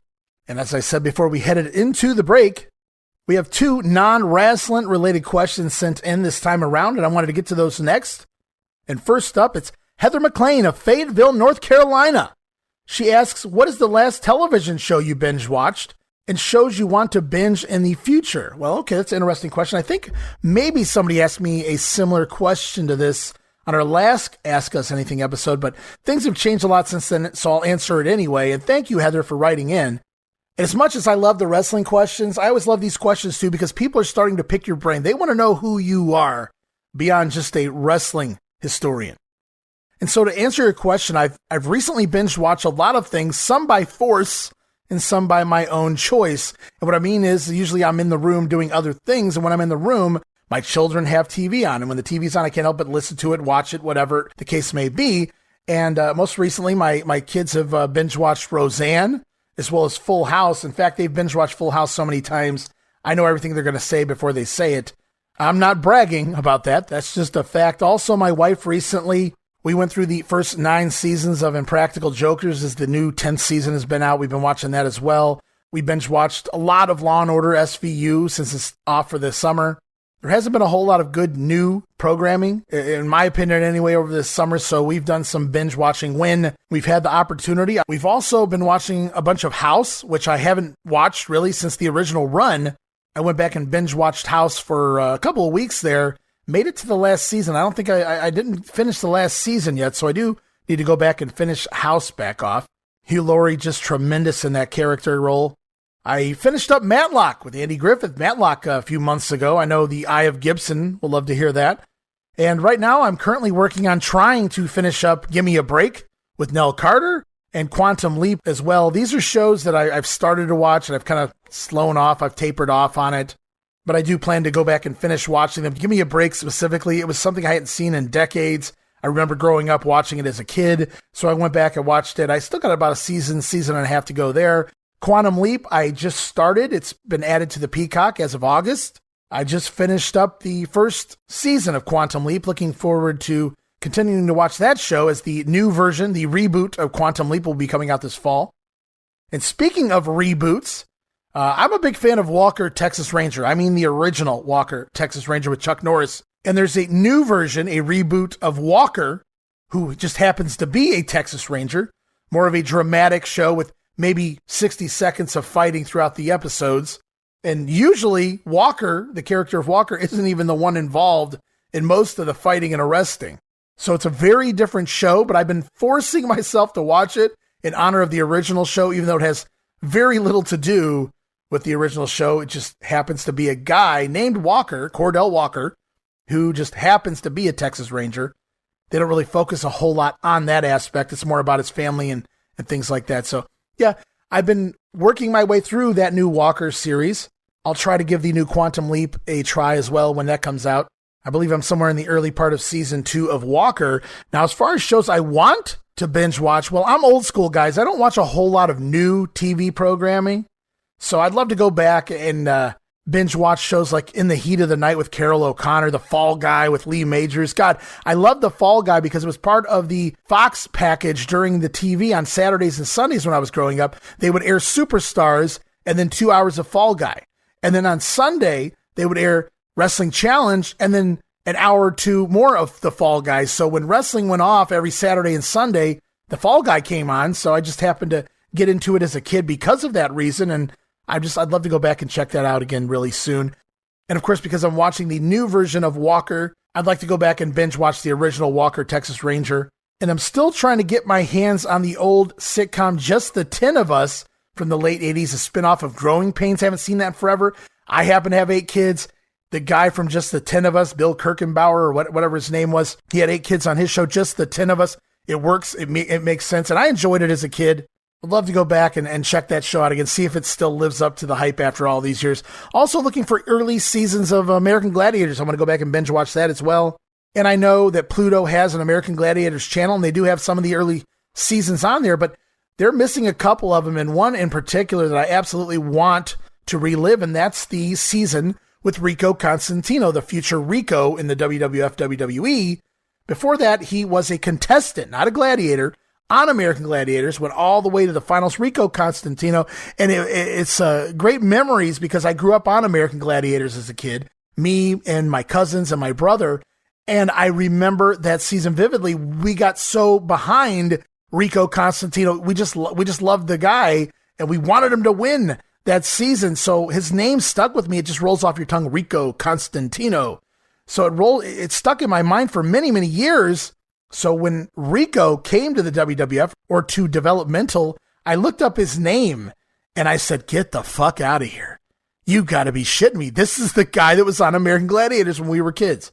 So it's all just a cool memory to me. And I just love to go back and check out the old American Gladiators as well. On my time, not on Pluto's time. So thank you for that fun question, Heather. As we roll on, Tom DeBlasio of Williamstown, New Jersey asks, my condolences and thoughts to you and your family. Well, thank you, Tom. We really appreciate that. I've heard you reference fantasy football in the past on your shows. Any fantasy football for you this year? What do your teams look like? Any last-minute advice? Well, Tom, if this was pre-COVID, I could give you hours of advice. In fact, I could do a whole show, a daily show on fantasy football. But since the COVID timeframe, I dipped out completely in 2020 during COVID. I just didn't trust. I didn't want the headaches of guys not being able to participate due to COVID any random weeks. Also, it turned out that there was a lot of injuries that year, a lot blamed on the lack of training heading into the season. So it worked out in the long run for me. I stepped away from fantasy football in 2020, and it seemed to be a wise call. I managed to dodge a lot of headaches while I began recording the Wrestling Memory Grenade show, so it all worked out all the way around. Last year, I did participate in one league. Now, I used to be in my brother's league for at least, I'd say, a dozen years strong. I had my own league for 10 years. It's a 12-team league. And other than one or two guys switching out every year, we had about 10 solid guys.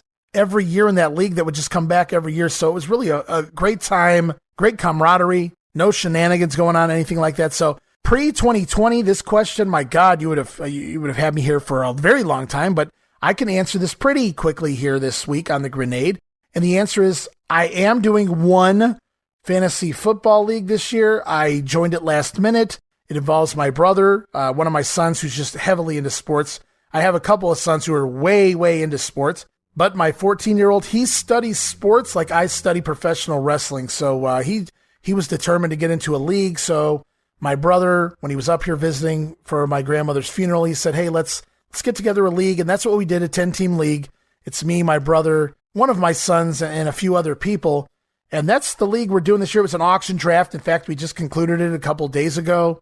I'm pretty happy with my team. I didn't do too bad for a guy who did zero research this year. And I used to do a lot of research going in. Even if it was only 2 or 3 days before the draft, I would do some hardcore research. I knew who was hurt, who might be hurt, who moved to what team, who the RB1, the RB2, the wide receiver 1, the slot receiver. I knew all of these things. Heading into a draft this year, I knew nothing.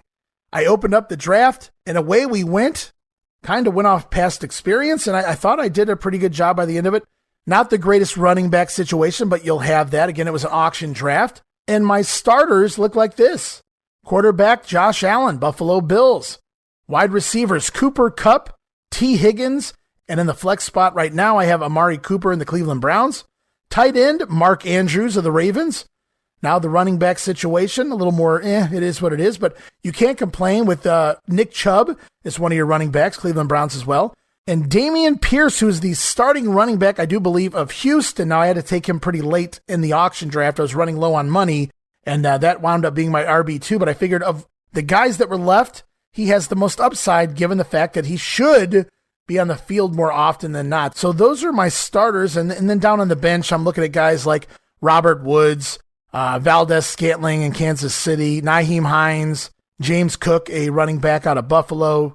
Jarvis Landry went pretty late in the draft, so we'll see what he does sitting on my bench. And then we got some backups down here. Alexander Madison, should Cook go out, which he has in the past. In Minnesota, Madison right away should be the starter.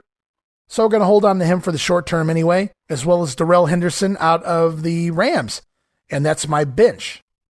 Also, for the time being and for no particular reason, my defense is the Dallas Cowboys. They seem to be the best of what was left by the time I got to that round. And Cade York, rookie Cade York, taken in the 4th round. And the sole reason I picked Cade York was because he kicked a 70-yard field goal in the preseason. So I know he's got some leg on him. So now he just needs to prove he has continuous accuracy with that leg. And if he does, this should pay out. If he doesn't, hey, kickers are a dime a dozen on the waiver wire, right? So that's my team. Josh Allen, Nick Chubb, and Dameon Pierce at my running backs. Cooper Kupp, T. Higgins, Amari Cooper at wide receiver and flex. Mark Andrews at the tight end. So not a bad situation. I went to ratemyteam.com, and you take it for what it's worth. It's like a psychic network, entertainment purposes only, but out of the 10 teams, they ranked me second best in the draft. So I think I did a pretty damn good job for somebody who did zero research walking in. Do I have any advice for you? Yes. Don't overspend on a quarterback if you're doing an auction draft. That's my only advice I can give you right now. I haven't done any research, so I can't give you any real advice. And I apologize for that. Again, any other year, we'd be sitting here forever. But all I can tell you is don't overspend on a quarterback. And that'll wrap it up for non-wrestling related questions. So it's off to our final piece here this week on the Wrestling Memory Grenade, and that is random wrestling questions. And there's a lot of fun ones here. In fact, several territory-based wrestling questions, which I'm a big fan of, as you guys already know. So we're going to get right into things. David C. from Berea, Ohio. Not Berea, Ohio, as you might hear on TV, on the ID channel, things like that. People wanting to sound uppity and make it sound fancy. No, it's pronounced Berea, Ohio, and it's right around the corner from me, actually. Nevertheless, David C. writes, tell me about the famous Cleveland Riot involving Ox Baker and I believe Ernie Ladd. Well, you are correct, David. There was a Cleveland Riot. In fact, they call it the most famous wrestling riot of all time. It's certainly the most famous one that exists on film. It's still out there, David. And for anybody else interested, you can go to YouTube. There's 2 different versions. It appears maybe from the same camera, but 2 different versions of the famous or the infamous Cleveland Riot involving, you got the names right, Ox Baker and Ernie Ladd, but there was a very important third man involved in this riot. Ox Baker always given the big credit here, Ernie Ladd always mentioned, but a lot of times this name is left out, which blows my mind. The third member, many would argue, was the reason for the riot, that name being Johnny Powers.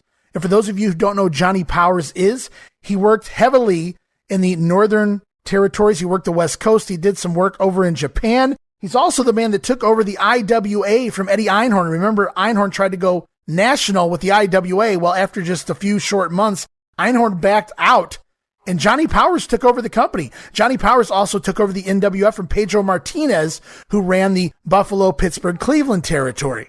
And once Powers took over that Buffalo, Cleveland territory, most of it migrated to the Cleveland, Ohio area, to the point where if you've ever heard the stories of how over the Junkyard Dog was in New Orleans or how over Jerry Lawler is in Memphis. Now, this is on a smaller scale, and it's certainly on a much shorter scale than like a Jerry Lawler in Memphis. But Johnny Powers was, at one time in the late 60s, early 70s, he was the Hulk Hogan of the Cleveland territory. Now, you might be saying, the Cleveland territory? Yes, Cleveland had its own territory, but it all came from Cleveland was at times part of the Sheik's Big Time Wrestling Detroit territory. It was also part of Pedro Martinez's NWF territory as well. Cleveland became its own entity while Johnny Powers was promoting in and around that area. In fact, Johnny Powers was so over, and you can call this an ego if you want, and yeah, I'm sure there was one involved. The name of the local wrestling show, which was recorded at WUAB Channel 43 Studios in Cleveland, the name of the wrestling show was Championship Wrestling with Johnny Powers. That's how big he was to the territory. He was their Hulk Hogan in his era. He was their Stone Cold in his era. And sadly, that territory and Johnny Powers himself have really been forgotten in time. And legendary feuds with Johnny Valentine, the Sheik, Bulldog Brower, Big Cat Ernie Ladd, so many of the big heels of the time. So that's just a little bit about Johnny Powers. And as you might imagine, much like Jerry Lawler in Memphis, Johnny Powers was a multiple-time champion in the NWF territory. I think he was something like a dozen times North American champion, multiple-time heavyweight champion, tag team champion. Johnny Powers had done it all. He could do no wrong in the company, but he just felt like, as the booker, as the promoter now of the NWF, he just felt like, well, I've done everything I can do as a baby face. There's nothing left for me to do. And while the gates were still really good, what do I have left to do? I've already wrestled everybody repeatedly. And Johnny, in his version of the story anyway, he looks over and he sees Ernie Ladd, one of the top heels in the territory. Johnny Powers, of course, himself the top baby face. And he says, something's not right here because a lot of our fans in the Cleveland area are black. We have a lot of black fans in the Cleveland community. So here's a guy who was pulling 11,000 fans into the arenas back in 71, 72, in that era. He even headlined and ran the Super Bowl of wrestling at the old Cleveland Stadium, the Browns and the Indians Stadium, back in, I think that was 72, headlined that versus Johnny Valentine. What is there left for me to do? He asks himself, and he looks over and he sees Ernie Ladd, an African-American. He says, you know what? These fans shouldn't be cheering me. They should be cheering Ernie Ladd. They should be getting behind one of their own. And that's kind of what worked with the Junkyard Dog down in New Orleans. So Johnny Powers comes up with this convoluted idea. Unbelievable. A top babyface decides, you know what? I'm turning heel. And there's nobody for him to fact check this with, hey, are you sure you want to do this? Because Johnny is not only the booker, he's also the promoter. He's going to turn heel. And it's actually a double turn. Everybody talks about WrestleMania 13, Stone Cold Steve Austin, Bret the Hitman Hart. Double turns were happening long before WrestleMania 13, guys, because we can go all the way back at least here to 1973 or 72, 73, something like that. Johnny Powers and this Cleveland riot, many would argue it was Johnny Powers who incited, who caused the riot, not Ox Baker and the half a dozen heart punches he laid on Ernie Ladd. And I'll get to that right now. It was in a match between Johnny Powers and Ernie Ladd. Ernie Ladd, the heel, Johnny Powers, the top babyface. It was main event. And Johnny Powers locks in his legendary power lock, the figure four leg lock, which he called the power lock. But Ernie Ladd, those big long legs, somehow manages to turn the hold over. The heel has reversed the figure four right there in the Cleveland arena. And Johnny Powers appears to be in severe pain and in severe trouble when what should happen? Out of nowhere, Ox Baker hits the ring. Ox Baker, another heel who sometimes aligned himself with Ernie Ladd. Instead of helping Ladd out, Ox Baker instead attacks the big cat, blasting Ladd in the back of the head, forcing him to release the figure four, the reverse figure four, on Johnny Powers, resulting in disqualification, but it did it in there because as things became obvious, I love being able to use this word in the world of wrestling, Johnny Powers was in cahoots with Ox Baker. And almost immediately the crowd realized what was happening. They began booing the attack on this heel Ernie Ladd as Ox Baker just kept laying in heart punch after heart punch after heart punch. And the crowd became more and more riotous as Ox Baker did this. But it was all because of the top baby face, the Hulk Hogan of his era and in his territory. Johnny Powers just turned heel right before their eyes without any provocation, without any instance of foreshadowing. Nobody saw it coming. Powers randomly, their hero for years now, just turned heel before their eyes and the riot begins. Powers and Baker stomp around the ring, Baker repeatedly laying into Ladd before they realize, we have a problem on our hands as the crowd begins getting closer and closer to the ring. Powers finally makes a move. He hits the apron. And had he been a second slower, he may not have made it out of the arena. You can go watch the footage yourself. This is real, and it's live, pal. Believe me, it's a scary sight. It appears there's a fan up on the steps as Powers is trying to make his way down. He escapes that fan, hurdles the barrier around ringside as the fans lay chase to him, just feet behind Johnny Powers as he runs for his life. He jumps up and lands feet first on top of a second barrier, which blocks the fans from entering the backstage area. Powers then jumps into the backstage area, never to be seen again that night, as a multitude of fans swarm up to the barrier. And it's been reported, and I've done a lot of reading on this in my life because I always found this fascinating, that the riot police, and rightfully so, the riot police, the riot squad, were called to the arena that night and refused to enter because of the amount of the people inside the building. They were going absolutely insane. In fact, the local security hired by the promotion even refused to get involved, and I can't really blame him if you watch this. It's a scary sight. Ox Baker gets his head split open from a chair. It's the original Night It Rain chairs, by the way. I should point out, if you go back and watch this video now, it's nothing like ECW and Public Enemy and Cactus Jack, Terry Funk, but there are multiple chairs thrown into the ring. The fans are absolutely in disgust as this happens. One of them happens to hit Ox Baker in the top of the head, cutting him open, and both men just barely escape with their lives. And it feels like a scene out of a movie, but when you put it in context and realize this was real, you realize Johnny Powers escaped by the skin of his teeth. And that was the Cleveland Riot. Johnny Powers' heel turn. Ernie Ladd's babyface turn. Great times were the territory days. So I hope that adds a little context to the video. I hope you go back and check out the video on YouTube. Again, there's a couple versions out there. They're both easy to follow. And we move on to Carl Lowther, Waretown, New Jersey. He says, I've heard you talk about having recordings of Radio WWF. Do you have any specific memories, gags, or one-liners you remember from the program? I used to listen to the program out of New York at the time and was hoping maybe you could jog some old memories for me. Oh, Carl, I love it when anybody brings up Radio WWF. That was a fun time in my life. It only went about 8 months of my life, but it's a fun time. I remember it like it lasted years. And I mean that in a good way. It was a really good time. Unfortunately, I got Radio WWF basically immediately after Jim Ross's departure, so I never got to hear Jim Ross in the serious sports version of Radio WWF with all the shoot interviews and things of that nature. However, what transpired immediately after Jim Ross left the show, now that was a fun time, hosted mostly by Johnny Polo and Stan Lane. The rails were more often than not off. After Jim Ross's departure, Radio WWF changed its opening to introduce Vince McMahon as the new host, but I got to tell you, I don't remember Vince hosting more than 2 or 3 times. In fact, it was like a running gag every week. Vince McMahon is not here this week. You just knew that was coming because the last part of the opening was, and now your host, Vince McMahon. And then they would have to announce Vince is not here because they weren't going to spend any time to go back and edit a new intro for Radio WWF, because why would they? And some weeks we did get Howard Finkel in there. He felt like their babysitter at times, but a lot of the time it was just Stanley and Johnny Polo running the show there, if you want to call it that. Polo, or Raven, has went on to state in later years that the minute he knew he was taking over Radio WWF, the one thing he vowed was he would never take anything on the show seriously, and I think he really held true to that word.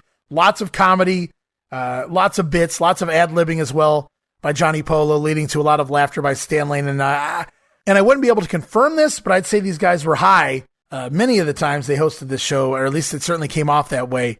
But there's a lot of great memories. In fact, I've went back and found a lot of my old audio cassettes. I'm transferring those over to digital. I'm hoping to put out a little mix of just some of my favorite segments and things in the future. There was just a lot of fun things that popped up on Radio WWF. You never knew what you were going to get week to week. They would usually have a couple of guest call-ins. Alfred Hayes called in every week with a new comedy bit. Alfred's humor was so bad, it was awesome. I loved it at the time, and I love it now today. I remember all three Valiant brothers calling in, which was really cool. I mean, reuniting of the Valiant brothers, Jimmy, Johnny, and Jerry, all three of them on the show at the same time, talking with each other, reminiscing and discussing things that backstage things, and they weren't breaking kayfabe, but just backstage things that normally wouldn't be addressed on a WWF program, certainly not back then. Freddie Blassie called in, ripped Hulk Hogan a good one once. There was a Harvey Whippleman would call in and do some really great comedy as well. And there was actually a week where Harvey Whippleman called in at the same time. Bret Hart, who was champion at the time, called in as well. So they were both on the line at the same time. And Harvey's sitting there egging Bret on, asking him to put the title line against real challengers like Quang and Well Done. And it made me laugh. Johnny Polo was dying in laughter at the mere thought of those guys being contenders. And it was just a really good time in my life. 2 hours every Saturday night, kept me out of trouble. Listen to the old Radio WWF programming. Every once in a while, getting on the phone and speaking with them myself. I remember I got to speak with President Jack Tunney. That was so cool at the time before Tunney resigned. Every week we had the old trivia, Outthink the Fink. People would call in. They'd do about 10 calls where you would call and ask the Fink a question and try to outthink him. Of course, eventually they would add that to their WWF on America Online, which is very much like one of these old trivia games used to play in the restaurants back in that era. You get the little hints to eliminate answers, and you try to pick the correct answer as fast as you could to get the most points and things like that. That was a really good time on AOL way back in the late 90s as well. But yeah, I used to outthink the Fink. I have a few Outthink the Fink shirts laying around. My brother did it himself a few times. In fact, when Radio WWF shut down, they sent my brother an extra shirt because they were trying to get rid of him. They went through some addresses, and then he just randomly one day received an extra Outthink the Fink shirt. Meanwhile, they gypped me one of mine because they owed me one from one of the shows and they never sent it to me. So I told my brother, I said, that's not fair. They sent you an extra one and they ripped me off one. But it was just good times. It is what it is. I enjoyed being able to listen to the Fink and everybody a little out of character, at least a little more loose with their characters, and just lots of jokes, lots and lots of jokes. In fact, there was a time also when the boys were overseas, or at least some of them were over touring. I believe it was over in England or Europe somewhere. And they decide they're going to call Rene Goulet in the middle of the night. Now, this would have been, 9 o'clock Eastern. So it was 2, 3 a.m. in the morning over wherever Rene Goulet was. And they call him and wake him up in his hotel room. But Johnny Polo does all of this live on air. And so when he calls, Rene Goulet checks into the hotel under his real name, which is Robert Berdard. Okay. So Johnny Polo calls over there and calls the hotel and asks to speak to Robert Berdard live on Radio WWF. So now I'm going, why the fuck did he call him that if he's calling Rene Goulet? I'm a young teen Mark, okay? And Johnny Polo explains on the air in very smart fashion. He goes, Robert Bernard is Rene Goulet's alias. Rene Goulet's his real name. Robert Berdard is his fake name while he's staying in hotels. Oh, okay. Because we don't want to believe that our wrestlers have fake names, right? So really cool cover up there by Johnny Polo. And they do wake him up and he sounds half asleep. And that was a good one. So just lots of good stuff on Radio WWF. And I look forward to getting a little bit of that out for everyone. In fact, one of my cousins who really I don't speak to a whole lot, she texted me a few months ago, 2-3 months ago, and she just happened to ask me, she said, hey, do you still have those old Radio WWF tapes? So that kind of came out of nowhere. I was really shocked. So yes, I do. And I'm still finding more and more, but I look forward to putting some of that out, and I look forward to listening to all of it myself. Thanks for the question, and thanks for putting a smile on my face with a Radio WWF question. I know you made my brother's day as well. Oliver Askel of Greysted, Denmark. Greetings from Denmark. Sorry to hear about your recent family tragedies. I hope you find comfort with your family. Thank you, Oliver.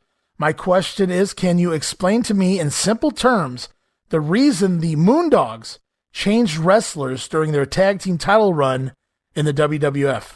I appreciate you asking me the question. Obviously, you can probably find this out online fairly easily, but I do appreciate the question, Oliver, and I appreciate you listening to the show.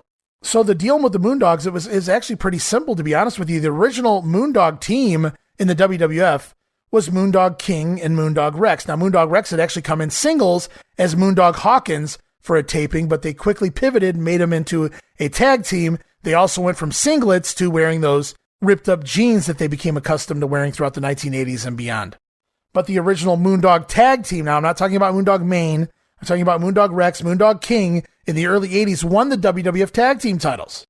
Now Rex, Randy Colley, who we just talked about on the recent WWF 1987, was the original Smash.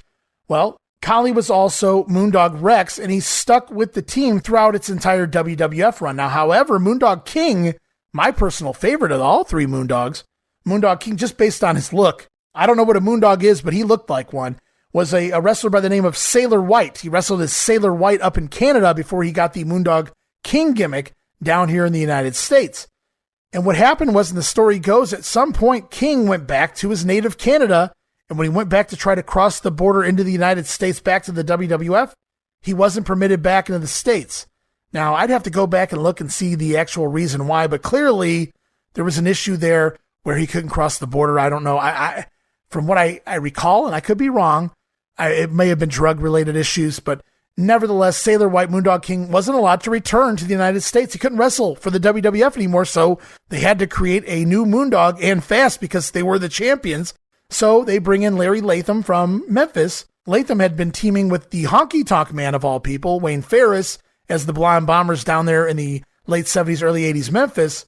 He put on a little weight, grew a bigger beard, and all of a sudden Moondog Spot was born. Spotty, as Gorilla Monsoon affectionately called him. So Rex and Spot replaced Rex and King, and that was the entire reason.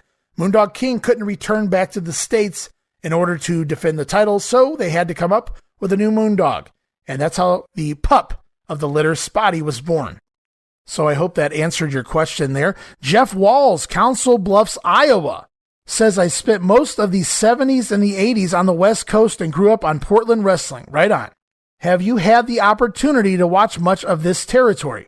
I was wondering your thoughts on Portland as a regional promotion. Do you like it? Your thoughts on the style, your favorite angles, or wrestlers from Portland? Wow, that's a lot to get into. First of all, Jeff, I've watched tons of Portland wrestling. Love the Pacific Northwest wrestling territory. It is its own entity, as are a lot of different territories. They have their own style, their own feel, and you really just needed those top guys to draw in Portland. You really just needed those guys to cut those promos on TV in between the 2 out of 3 fall matches and things like that. The Roddy Piper era there was unbelievable. Piper did things that you just absolutely couldn't get away with today, from kicking women to lighting things on fire in a small bowling alley turned into an arena. Roddy Piper's just wild, out of control. I loved his run there, both as a heel and as a babyface. Some of the rare earlier stuff as well from the 70s, a lot of great stuff there. From the late 70s specifically, I enjoy all of that. Buddy Rose was the man there as far as heels go. Now, there were a lot of heels I grew up on that I loved. I loved Rick Martel. I loved Shawn Michaels when he was a heel. I loved Mr. Perfect. I loved a lot of heels that, it wasn't cool to like if you were just a big babyface guy. So I wasn't one of those guys that just followed the babyfaces. However, I can tell you that had I grew up on the West Coast, had I grew up in Portland and watched Buddy Rose, I would have never liked him. He was that good of a heel. He did his job right. He deserved to be the top guy there. I can see how he drew money in the Portland territory based on the promos alone. Buddy Rose was a great bumper. Unfortunately, he gained a lot of weight over the 80s and still was able to put on some really great matches. But Buddy Rose in Portland was a thing of beauty and a tremendous heel there. Love the stuff I've seen from the 70s. Love the stuff I've seen from the early to mid 80s. Unfortunately, Portland went on a decline from that point forward, though they always seemed to have something decent going on. Not bad booking. I always thought it was funny. Don Owen insisted that he needed to be the ring announcer. Really wasn't cut out for that gig, but he certainly had his own personality, that's for sure. Frank Bonema, the announcer prior to Don Cost. My God, Frank Bonema is an unsung hero of wrestling announcers. Very underrated. Never mentioned, unfortunately, because it was the Portland territory. I love Bonema's stuff. Don Cost was, he was just your typical wrestling announcer. I didn't really have any feelings about him one way or the other. So Bonema, though I loved him before he had the heart attack, passed away. I've seen that episode where they announced his passing. It's very sad. And how could you talk about Portland wrestling without bringing up Tom Peterson? Any other time, I don't mind skipping commercials. But man, you give me a Tom Peterson commercial any day, and I'm not touching my controller. So have I seen a lot of Portland? I've seen a ton of Portland, and do I love the territory? I love every territory. I try to find something good in every territory, no matter how big or small they were. And Portland is no different. I mean, look at the names that came through there. Jesse Ventura and the Iron Sheik, Bull Ramos. Like I said, Buddy Rose and Roddy Piper, the Sheepherders, Rick Martel, Superfly Snuka, in his prime. But the names, they just go on and on and on. Really good stuff. And, this makes me want to go check out some more Portland. And I think I will. I think I'm going to go watch me some Portland wrestling later this week. So I appreciate the write-in, Jeff. And I love Portland wrestling. Moving on, Rod the Bod, San Jose, California, asks me, what do you know about a wrestler that worked in the early or mid-'80s under the gimmick, I believe, the Mega Maharishi? Sorry for my spelling. Well, first of all, Rod, I believe you spelt Maharishi correctly, so I applaud you there. But believe it or not, the Mega Maharishi was just a short, tenured gimmick in the Portland territory. And he was far more well-known under various other names in other territories. In fact, he had a short stint. In fact, I believe just a 1 or 2 TV taping stint in the WWF in the early 80s, around 81, 82, something like that. He was referred to as the Polish Prince in that WWF run, if you want to call it that. He was Derek Draper down in the Florida territory at one point. Of course, as you mentioned, he was the Mega Maharishi. He had several successful runs, specifically in Portland, but also in other territories, as Ed Wiskoski. Now, that name may ring a bell with a lot more of you, and maybe now a lot more of you realize who we're talking about here. And the guy we're talking about here, unfortunately, is best known as the racist South African character of Colonel DeBeers in the AEWA. Yes, the Mega Maharishi, the peaceful man, also went on to become Colonel DeBeers not too long after that, in fact. Of course, we know everything that DeBeers did there in the AEWA, and we won't get into all of that here, but yes, the Mega Maharishi, Derek Draper, the Polish Prince, Ed Wiskoski, Colonel DeBeers, call him whatever you want. We're talking all about the same guy. Rod, I hope that answered your question. I hope maybe you remember Ed Wiskoski in that territory if you remember the Mega Maharishi. I know he underwent a major change in look, grew his hair out, grew a big beard as the Maharishi, but he and Ed Wiskoski are one and the same. We move on to Dale Green, South Charleston, West Virginia. He says, I was watching WWE Clash at the Castle and saw a real blast from the past. The exotic Adrian Street and valet Miss Linda at ringside. I thought it was cool of Triple H and company to pay tribute to Street, who I thought was underrated and not talked about nearly enough. Do you have any thoughts or memories on the exotic Adrian Street? Wow, what an awesome name to bring up here. Adrian Street was one of the coolest characters, one of the coolest looking characters, one of the best promos, and he could stretch you in that ring as well. Adrian Street was the total package to be working here in the United States. I think Street's only issue was he was kind of on the short side, so he never really got to make it in the World Wrestling Federation. But name any other territory, and Adrian Street probably went through that territory at one point or another. Of course, he came over, he worked Memphis, went down to Florida, worked there until he pissed Dusty Rhodes off, came through Mid-South and Bill Watts. We saw him in Crockett, feuding with and aligning himself with the Boogie Woogie Man Jimmy Valiant. What a duo that is. But Adrian Street, he really got around, of course, with his wife and valet, Miss Linda. For those of you who don't know a lot about Adrian Street, go Google his name, go YouTube his name. Whether he's working down in Southeastern and Alabama, wherever the case may be, Adrian Street was always such a talented performer inside the ring and on the microphone. And again, I have to go back to one of the coolest looking characters I've ever seen. In fact, one of my sons was watching Clash of the Castle.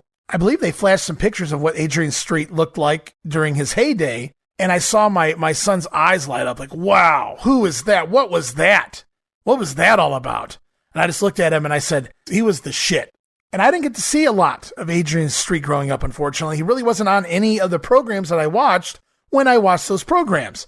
And he certainly never, unfortunately, he never made it to the WWF, which is just unfortunate because, my God, what a talent. In fact, it was when they tried to do the gimmick with, or was it Rico and Jackie? Whatever the situation was, whenever they tried to recreate the exotic Adrian Street gimmick with Miss Jackie instead of Miss Linda, they went down and spoke at length with Adrian Street about the gimmick and how to recreate it, reinvent it.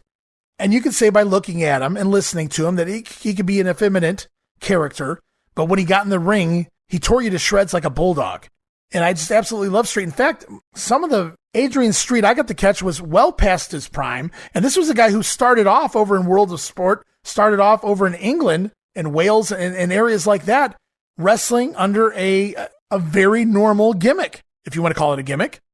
And there's actually a fun picture online of Adrian Street that he took with his father, Adrian Street dressed in all of his garb, standing next to an old-time coal miner or some type of miner. His father was actually still mining during the picture, just covered in dirt, an old-school man's man, if you will, standing there working next to his son dressed like the exotic Adrian Street. Really interesting picture. But I think that says that no matter what, he was proud of his son in an era where it probably wasn't always cool to play a character like Adrian Street.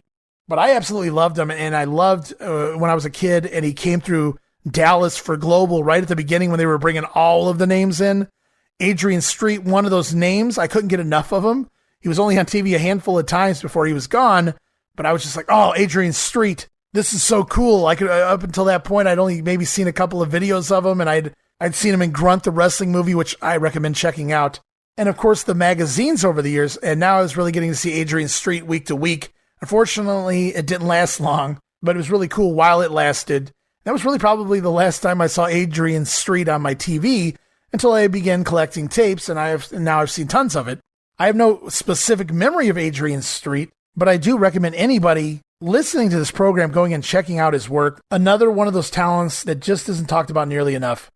Desert Wolf Dave from Phoenix, Arizona asks, your thoughts on the Bill Watts era of WCW? Well, Dave, I hope in the future to eventually at some point here on the Grenade dissect the Bill Watts era of 92-93 WCW. But until then, I can only leave you with this. I grew up in the era of which Bill Watts was doing what he did there in WCW, and we all know the reasons for him being fired, so I'll try to steer away from that and talk more about the product itself. I think Watts meant well, but I think a lot of his stuff he was trying to do was outdated. It just wasn't going to work in the 1990s, and I think Bill Watts' mindset was very stubborn in the fact that, no, this worked for decades, and I know this works, so this is what I'm doing. And that was his logic, and he explained that years later in shoot interviews. On paper and in theory, I respect what Bill Watts was trying to do. It makes sense when somebody's explaining it to you. Unfortunately, when you play it out, it just didn't work. I mean, actions speak louder than words. Bill Watts did those actions, and the crowd reacted. And I guess in this instance, reactions speak louder than words. Lots of great wrestling. Don't get me wrong. Some of the best wrestling I've ever seen came out of that era of the WCW. With all of the Dangerous Alliance and Barry Windham and Dustin Rhodes, Ricky Steamboat and Sting, Brad Armstrong, Brian Pillman, the Great Muta. I mean, the list is never ending of every week you were guaranteed you were going to get a good match. Didn't matter who it was. I mean, even Matt Bourne as Big Josh was able to go out there and just be Matt Bourne and have phenomenal TV matches there for a short period of time. So for wrestling, I loved the Bill Watts era at WCW, but unfortunately with the whole no top rope rule and some of the other things he implemented, and they didn't work for me. So it has its pluses and its minuses. I would love to go back and watch it though. All right, we're getting close to the end of the program.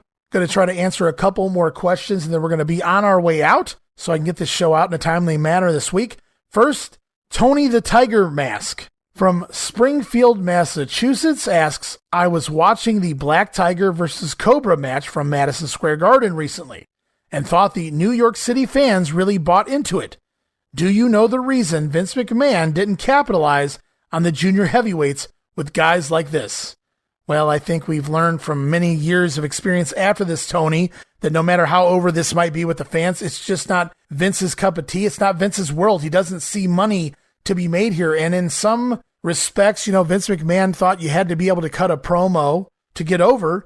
And a lot of these guys that he would have been bringing in, like Takano, like the Cobra here, weren't able to speak English, or at least not very well.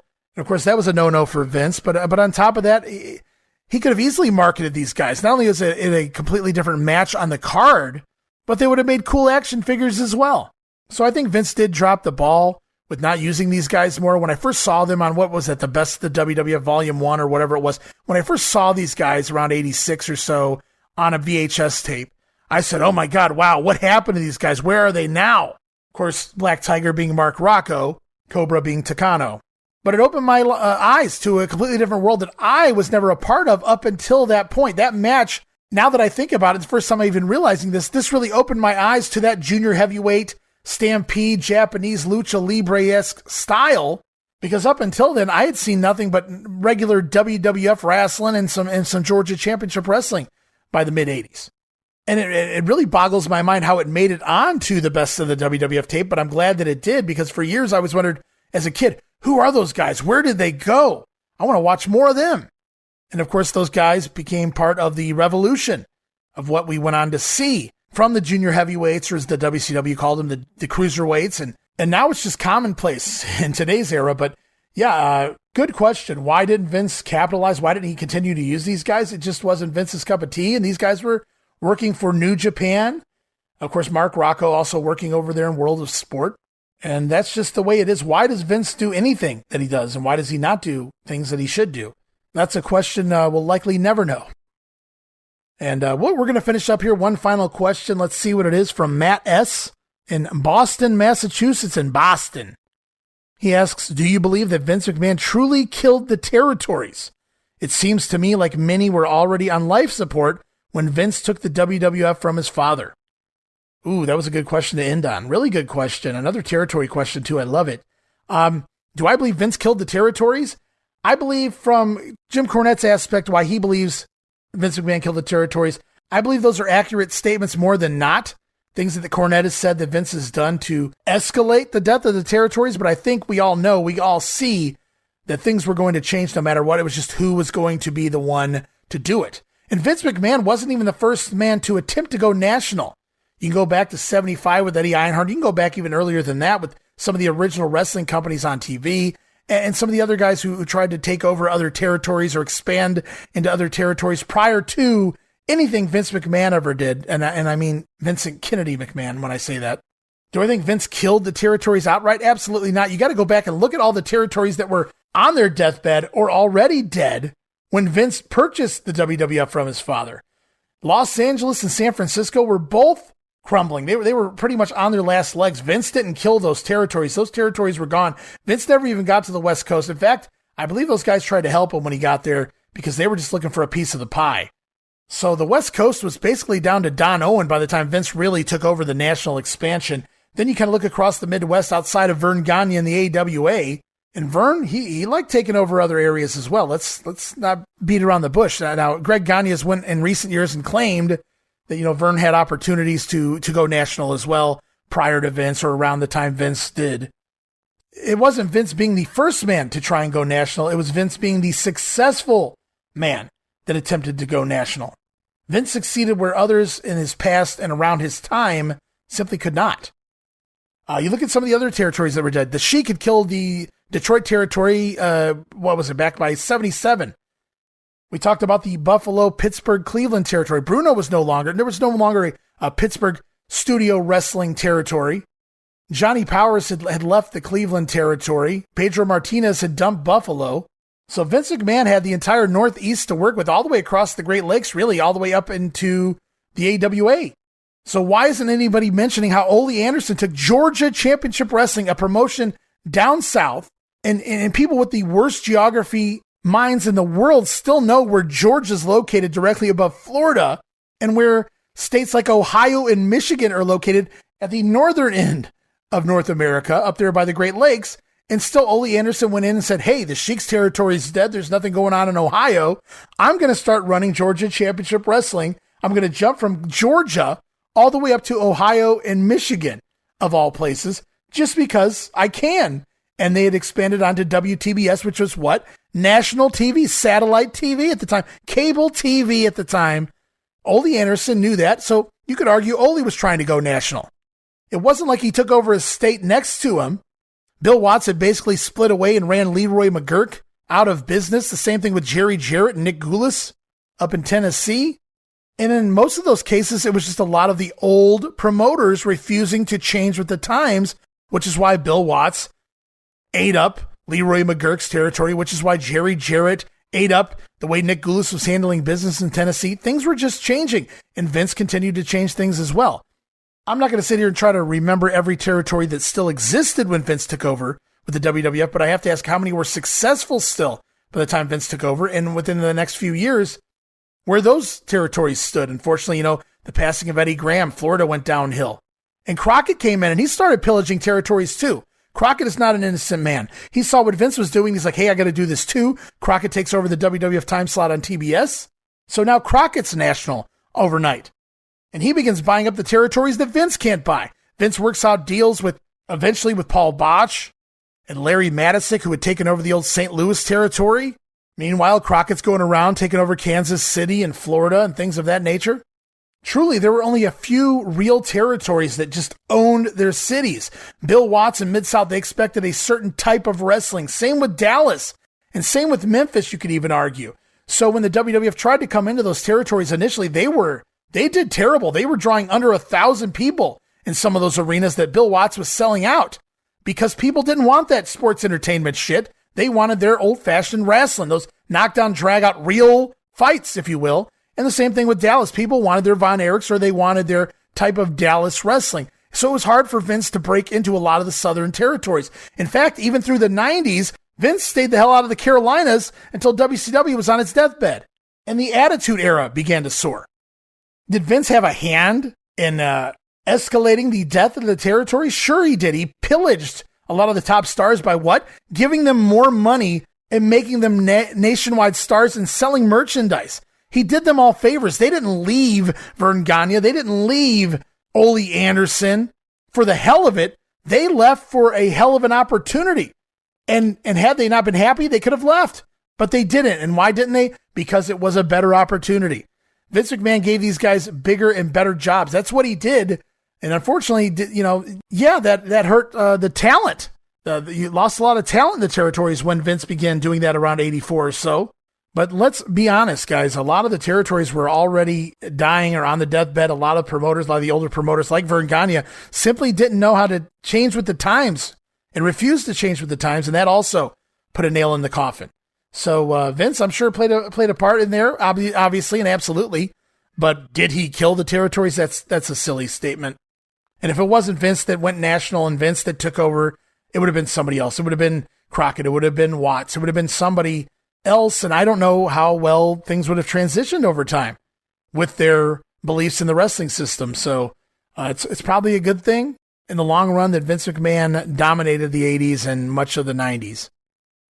And we'll wrap things up there this week for the Ask Us Anything episode of The Grenade. I really had a fun couple hours talking with you guys. I love your guys' questions. I have a ton more questions to answer here. I apologize if I didn't get to your question today. Blame CM Punk. Blame the Young Bucks. I had to cover their piece, and it just ran a little longer than I expected. However, I will be back very, very soon, guys, so check back soon. More Wrestling Grenade on the way. More wrestling goodness on the way with 1987 and the World Wrestling Federation. Promotional consideration paid for by the following. Well, we did it, guys. We're back in business. A complete episode of The Grenade in the books.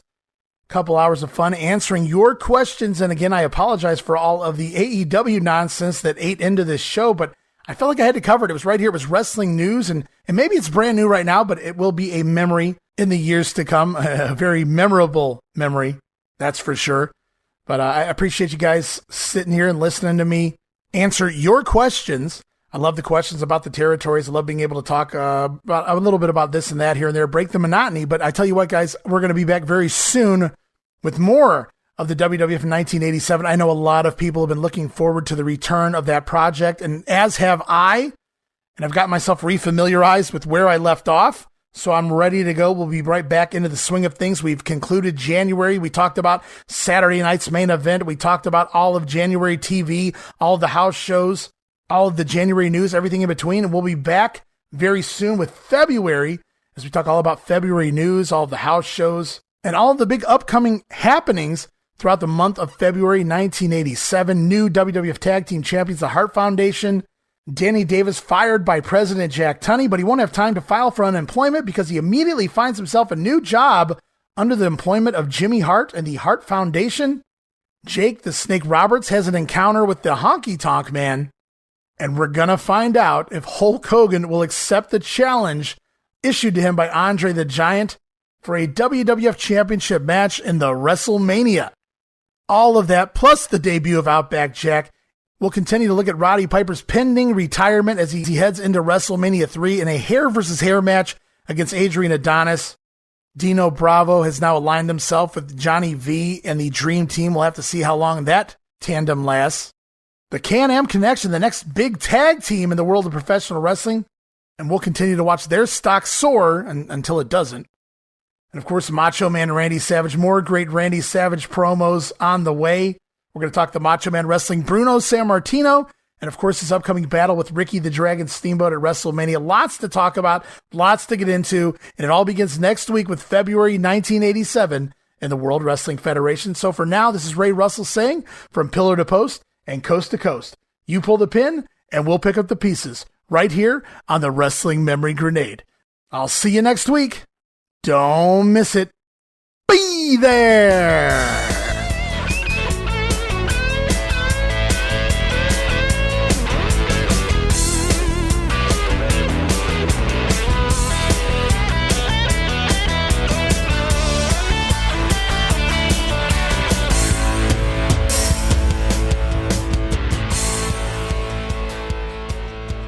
Pass the fucking potatoes!